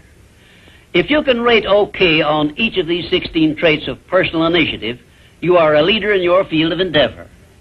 When you come to examine yourself on the subject of personal initiative, just remember that your success or your failure depends very largely on the action you take in connection with your occupation. No one will tell you what you should do. No one will tell you what not to do. The decision must be your own, and you must follow through and carry out your decision on your own personal initiative. If you work for wages or a salary, you should decide to promote yourself through your own personal initiative to the top of the scale in your occupation. And remember that your promotion is entirely in your hands. In my previous visits, I have given you a blueprint of the steps you should take in promoting yourself to whatever station in life you desire. Now, let me give you a brief review of 8 principles we have covered previously. 1, definiteness of purpose. By now you should know what you want most from life, and you should have a plan for getting it. Here is the most important circumstance of your whole life, where you must move on your own personal initiative, because no one else can tell you what you should want most. 2, the mastermind principle. If you have not already formed a friendly alliance with those who can help you in attaining your major purpose in life, you should move on your own personal initiative and form this alliance at once. 3, going the extra mile. This is a must if your major purpose is anything above mediocrity. 4, applied faith. This is the principle which gives you power in carrying out your definite major purpose and all minor purposes. 5, a pleasing personality is an asset of priceless value, and it too is something you must acquire through your personal initiative. 6, self-discipline. The 6th principle of success is also something you acquire through your personal initiative. 7, a positive mental attitude, which is the most important of the 12 great riches of life, is also the product of your own personal initiative. 8, enthusiasm is a state of mind which only you can generate through your personal initiative. You see, therefore, that personal initiative enters into every one of the success principles. And now, until our next visit, may I remind you that there are 2 types of people who never amount to anything. Those who will not do what they are told, and those who will do nothing else. Our 10th visit brings us to one of the strangest of the 17 principles of success, because it is the principle which makes it possible for you to convert into an asset every adversity, every disappointment, every defeat, and every failure you meet with from now on the remainder of your life. Yes, the principle of learning from adversity makes it possible for you to transmute all your past failures and mistakes into an asset which will help you achieve outstanding success in the future. At the very outset of this visit, I wish to call your attention to an important fact which may give you immediate possession of the great master key to success, namely, that your positive mental attitude is the only means by which you may convert adversities, defeats, and failures into assets. It seems to have been intended that everyone should experience adversities, defeats, and even failures as a part of nature's method of disciplining people to learn how to take possession of their own minds. But the Creator very wisely provided everyone with the means for converting these experiences into benefits of a priceless value, the means being our privilege of maintaining and directing a positive mental attitude. Despite the benefits which we may get from adversities and unpleasant experiences of every nature, no one desires to meet with these experiences.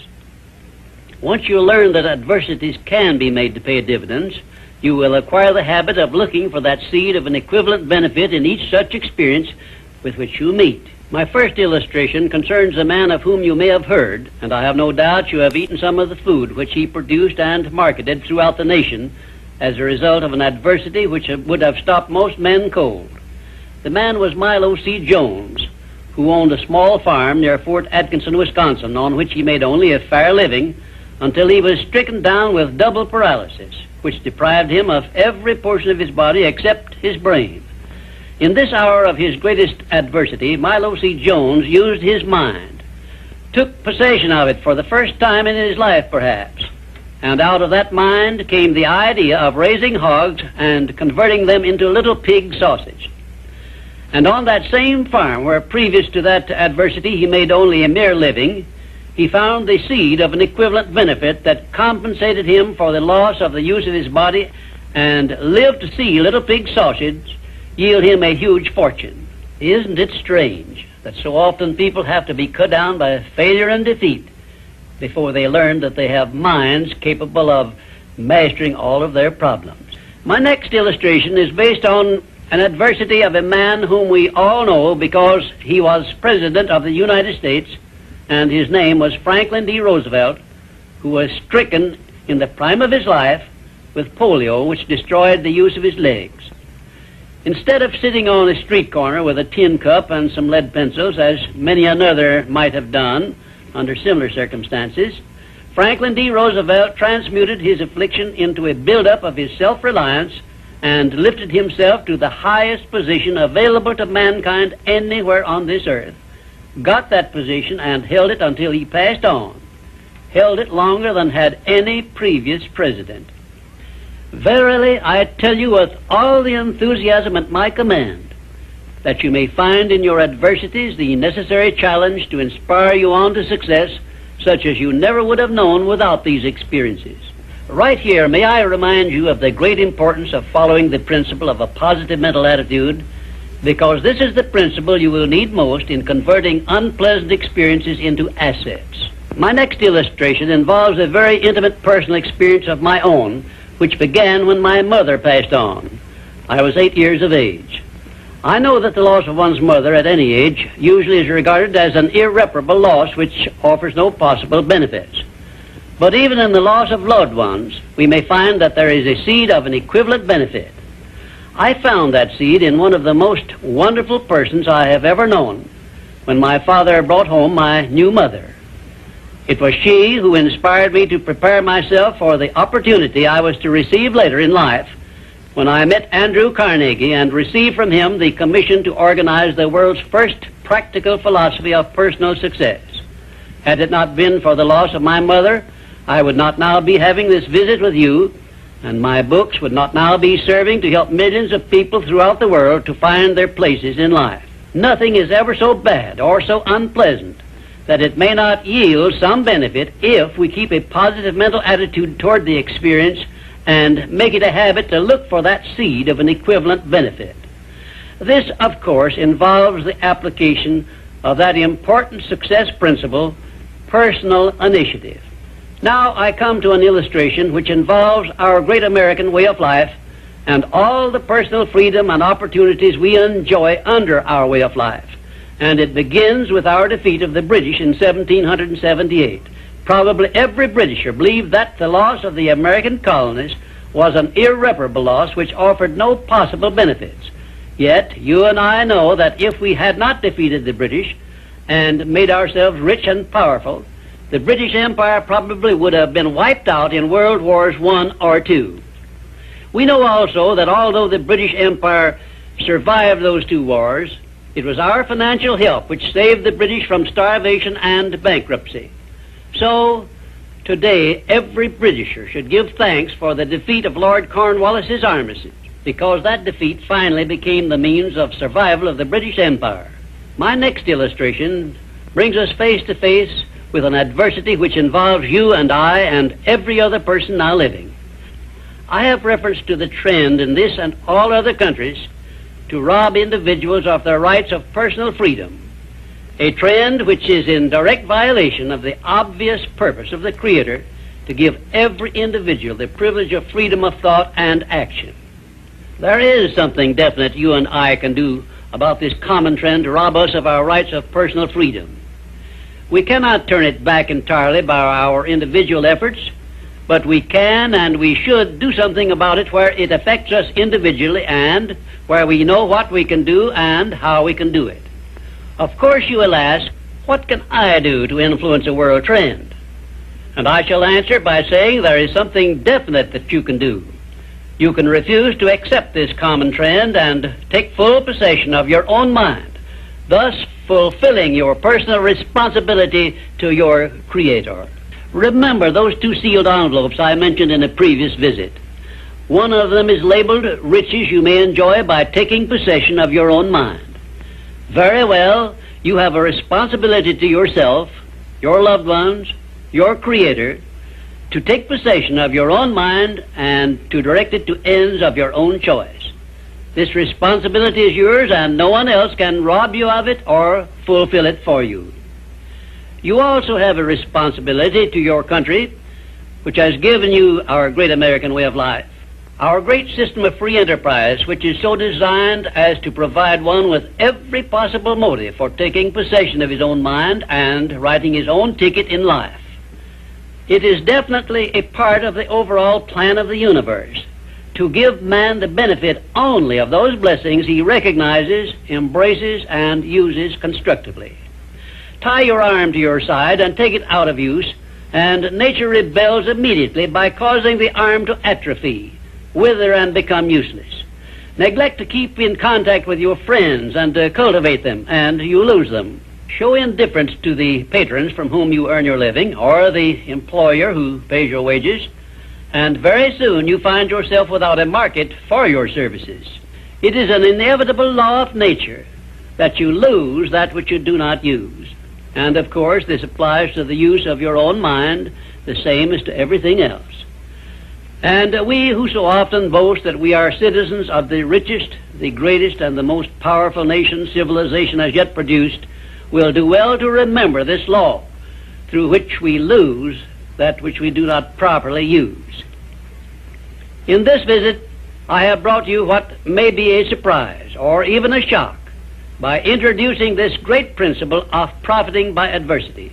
If you are ready for this principle, you will embrace it at once, and never again, as long as you live, will you brood over unpleasant experiences without knowing full well that your efforts could be better employed by searching for that seed of an equivalent benefit which is available in those experiences. Now, before I conclude this visit, I shall give you this assignment which, if you carry it out sincerely, may well bring you a new birth of opportunity such as you never dreamed of experiencing. Go back into your past experiences, study each adversity and failure you may have experienced, and look for that seed of an equivalent benefit you had not before discovered, and you may find yourself richer than you believed yourself to be. And now, until our next visit, just remember, nothing can be called failure until you accept it as such. We have now come to our 11th visit, where I shall present creative vision, the success principle which is responsible for the building of all of our plans, aims, and purposes. It has been said that the imagination is the workshop wherein we fashion the purposes of our brain and the ideals of our soul. I do not know of a better definition of imagination than this. There are two forms of imagination. First, there is synthetic imagination, which consists of organizing and putting together of recognized ideas, concepts, and facts arranged in a new combination. Very seldom does anyone create an idea or anything else absolutely new. Nearly everything known to civilization is but a combination of something that is old. Secondly, there is creative imagination, which operates through the sixth sense and has its base in the subconscious section of the brain and serves as the exclusive medium through which basically new ideas or facts are revealed. Let me give you some examples of synthetic imagination in action. 1. Edison's invention of the incandescent electric lamp was the creation of synthetic imagination because it was created by bringing together in a new combination two old and well-known principles. 2.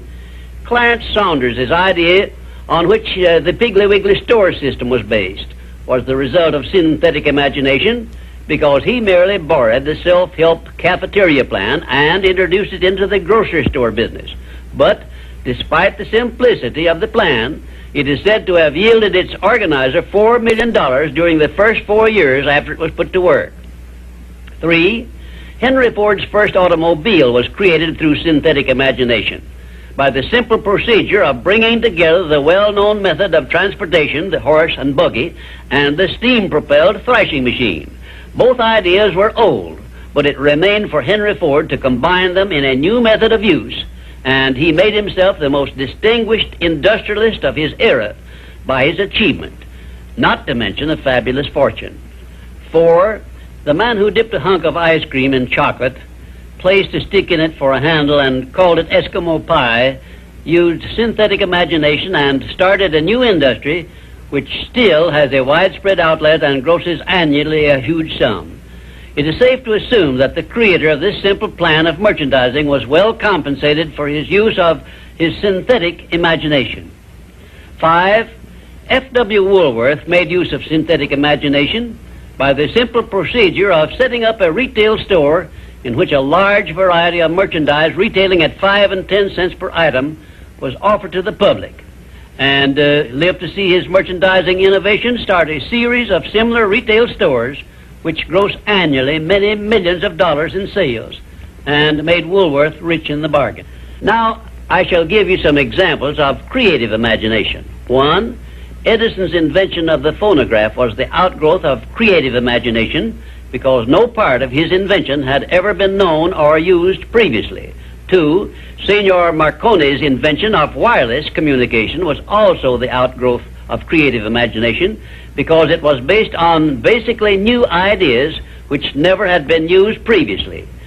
He was the first to discover the means by which the ether could be made to take the place of wires in the transmission of sound. Three, Madame Curie's discovery of radium was also the outgrowth of creative imagination because no one before her had ever revealed either the actual existence of radium or the method by which it could be recovered or refined. Four, Wilbur and Orville Wright's perfection of the modern airplane was partly the result of creative imagination and partly the result of synthetic imagination, because others previous to their time had discovered some of the ideas they used successfully, but they were the first to coordinate those ideas so they worked. Five, Robert G. Letourneau made effective use of creative imagination by building heavy dirt-removing machinery which involved ideas never before used, although he was practically unskilled in engineering and had very little schooling of any kind.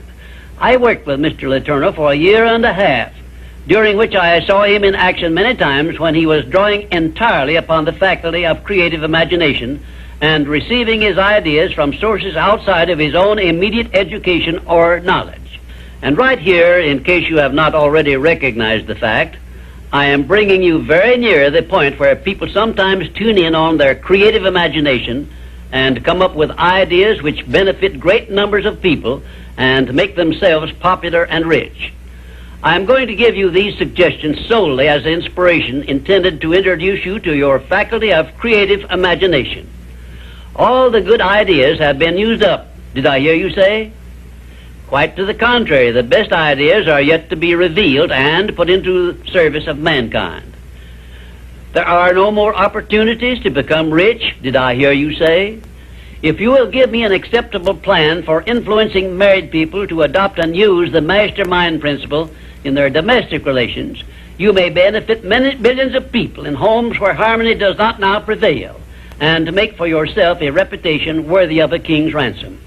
If you have a better idea or plan for the use of salesmen in any field of selling, your idea may help millions of salesmen to increase their incomes and bring you a reward worthy of the value of your idea. I am still talking to you about exercising your faculty of imagination, but I am limited as to the number of ideas I can give you in so short a time.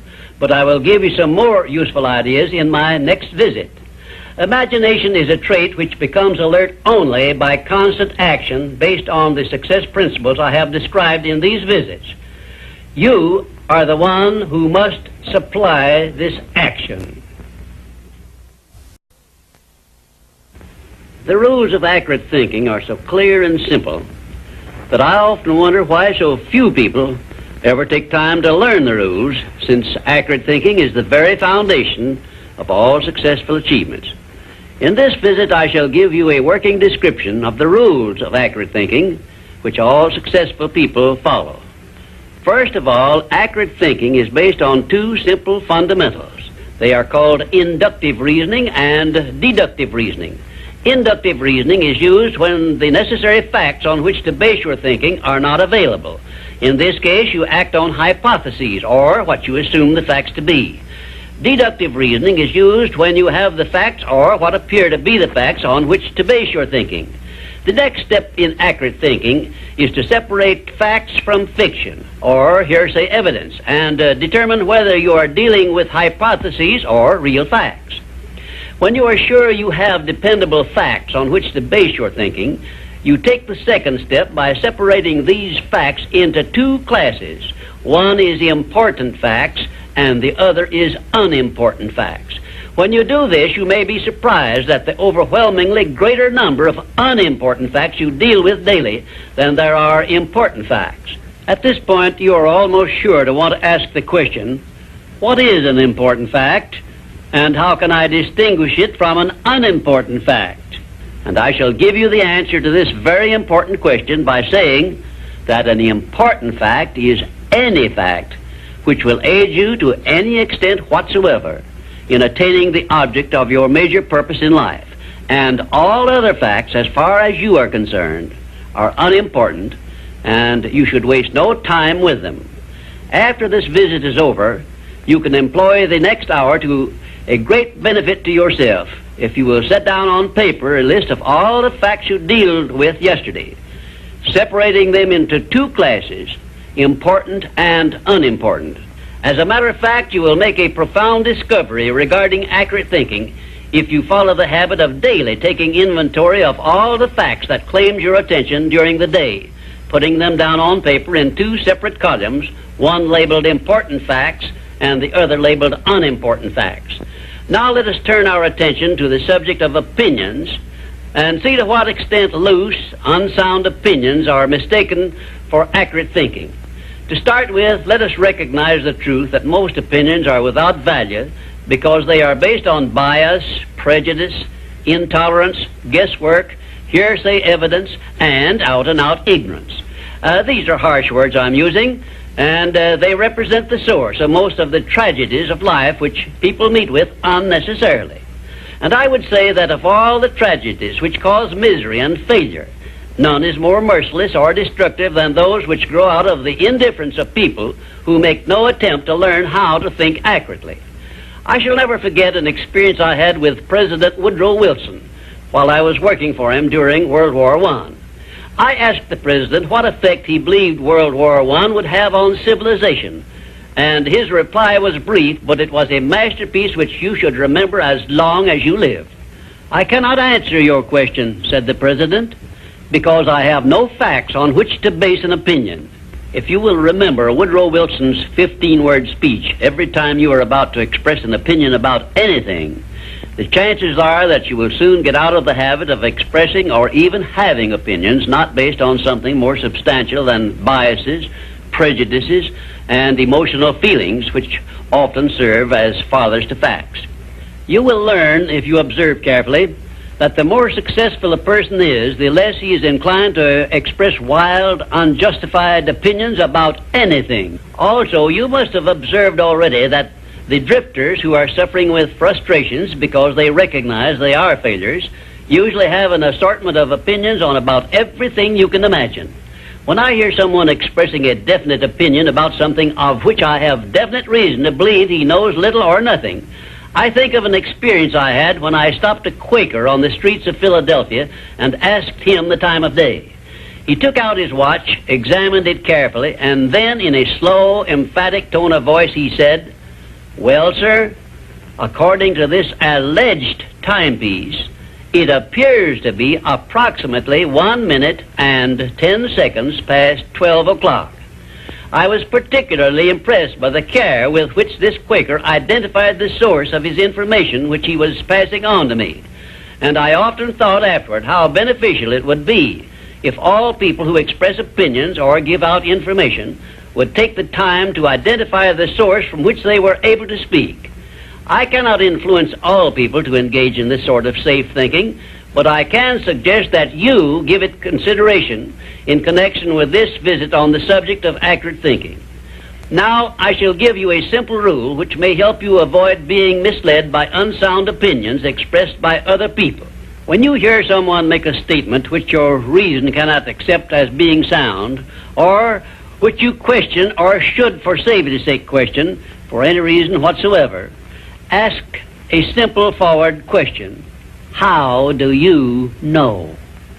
Then stand firm on that question and either force the speaker to identify the source from which he got the information he is endeavoring to pass on as facts, or reject the statement entirely as if it had not been made.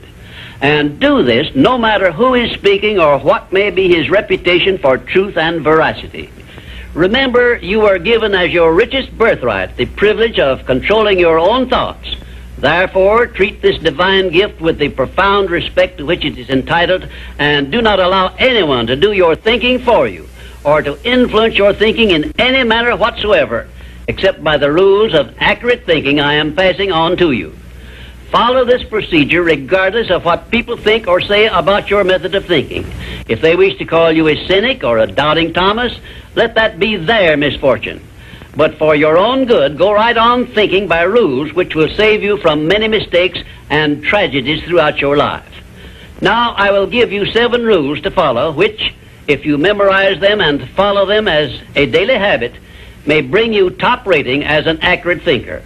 1. Never accept the opinions of other people as being facts until you have learned the source of those opinions and satisfied yourself of their accuracy. 2. Remember that free advice, no matter from whom it is received, will bear the closest of examination before it is acted upon as safe.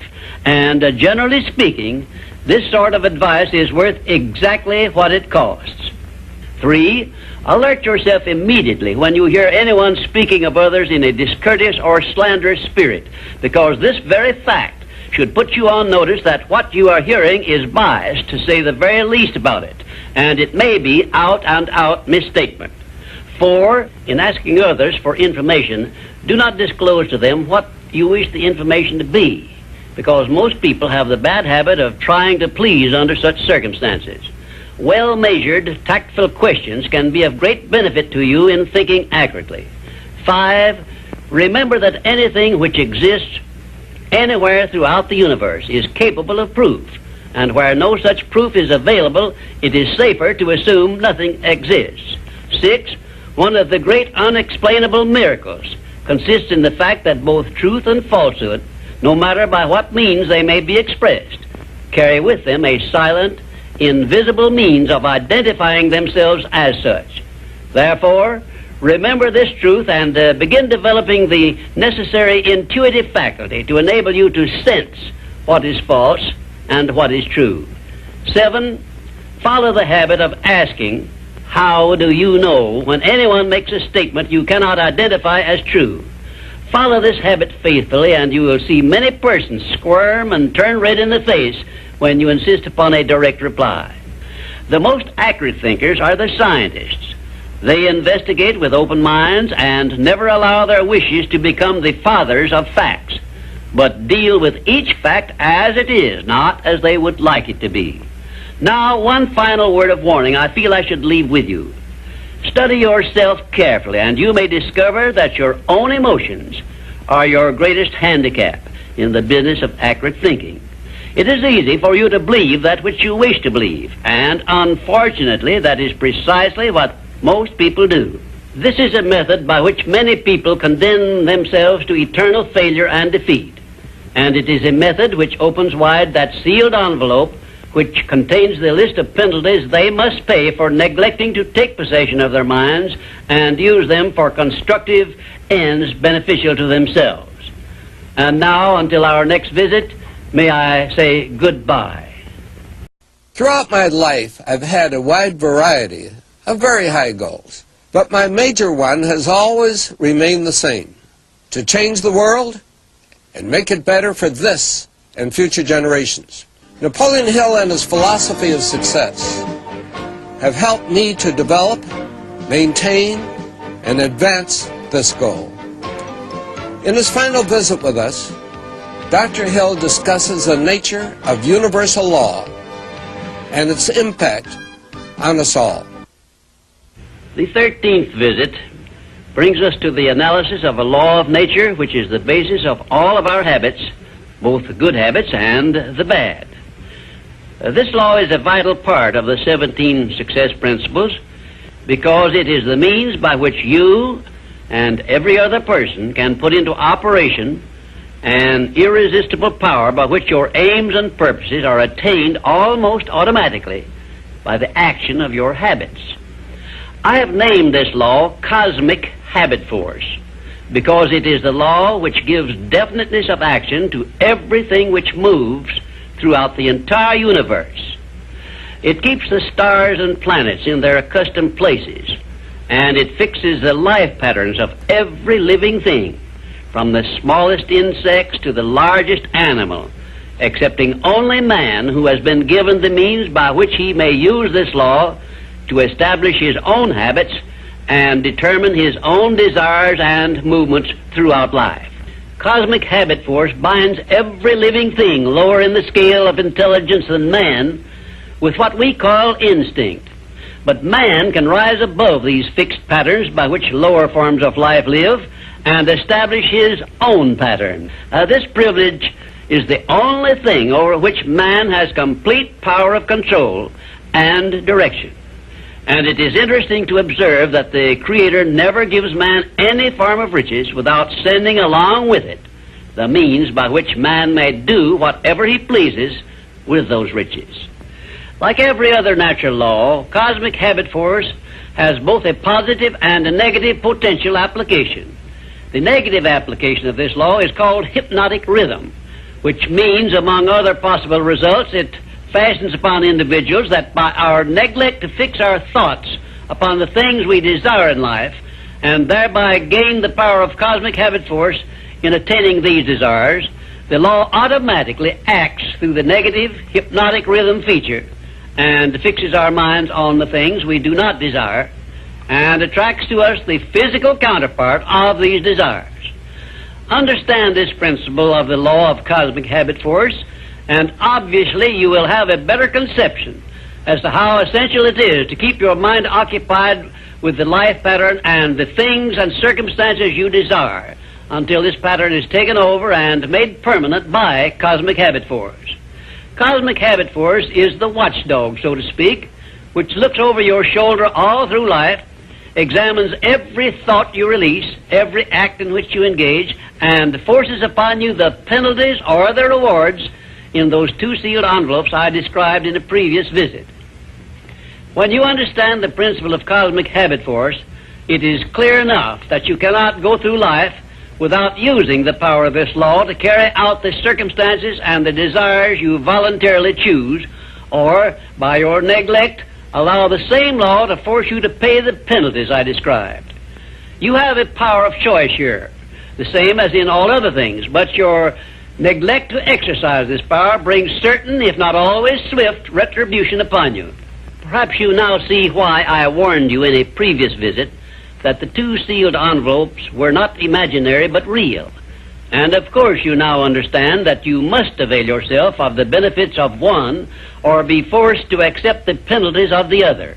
There is no halfway compromise for any human being. Ponder over this profound truth, and you will probably get a more impressive understanding of the power which is available to you through the application of the 17 success principles of the science of success.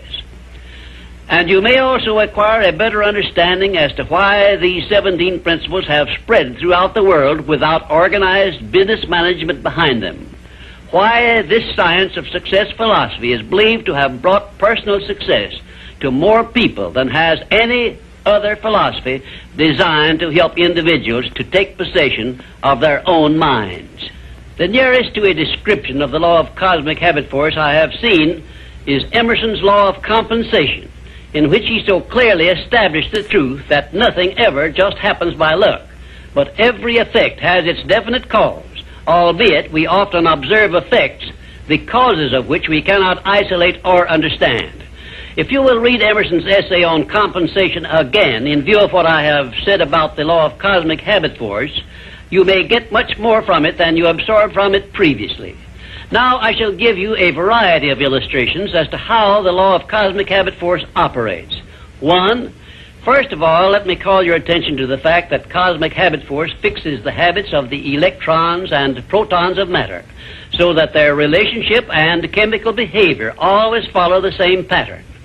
Thus we see that everything throughout the universe comes under the influence of cosmic habit force, and everything moves and exists by a pattern which is immutable and enduring, except man, who, as I have said, can break the habits established by cosmic habit force which affect him and set up in their place habits of his own choice.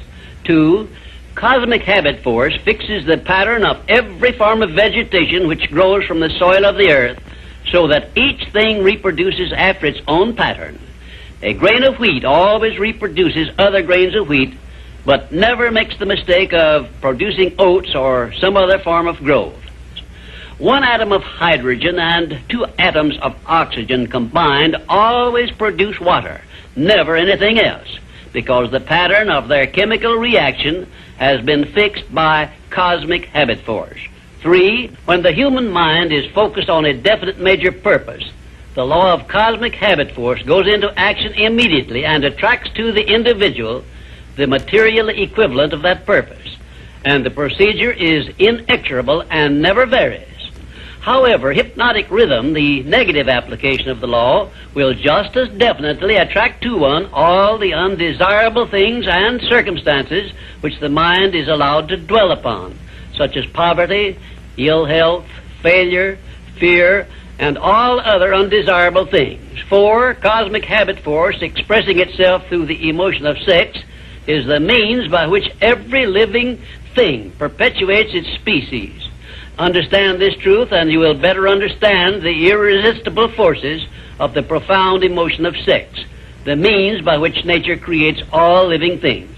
You will also better understand why aims and purposes, which are expressed orally under the great creative forces of sex emotion, are acted upon so rapidly by cosmic habit force. 5, we sometimes hear people speak of successful men as being on the beam, by which they mean that those who enjoy success have established a success thought pattern in their minds, which cosmic habit force has picked up and carried out to its logical conclusion. Direct it to definite ends in a spirit of belief in your attainment of those ends, and keep your mind busy in carrying out your purpose instead of allowing it to drift to subjects you wish to avoid. You are on the beam when you can truthfully say, I know precisely what I want from life, and I have faith I shall get it. You are not on the beam when you have no definite major purpose and you are drifting aimlessly through life. People who are failures also are on the beam, but they are on the negative side of the beam because they have neglected to use those riches which came over with them in that sealed envelope, and they have placed themselves under the influence of hypnotic rhythm, which is the negative application of cosmic habit force. There is one word which doctors dread, and it is the word fixation, which means that a sick person believes in his sickness as something which cannot be cured. Fixations can become a priceless asset by those who have discovered the great master key to success and have learned how to develop fixations in their minds based on the things they desire most in life. Cosmic habit force is the power which makes fixations permanent. You should have a definite fixation based on your major purpose in life, but you are the only one who can create this fixation. You can do it by taking possession of your own mind and keeping it directed toward the attainment of your major purpose. If you will do this by following all the instructions I have given you in these visits, in a short time you will find yourself on the beam and headed directly toward everything you desire and deserve to receive. Lastly, remember that your mental attitude is something you control outright, and you must use self-discipline until you create a thought pattern or thought habits which keep your mental attitude positive at all times. Your mental attitude is important because it acts as a magnet which attracts to you everything, every circumstance which makes you what you are and where you are. If you wish to keep on the beam that leads to success, be sure that you give cosmic habit force a thought pattern based on the things you want most in life, and it will do the rest.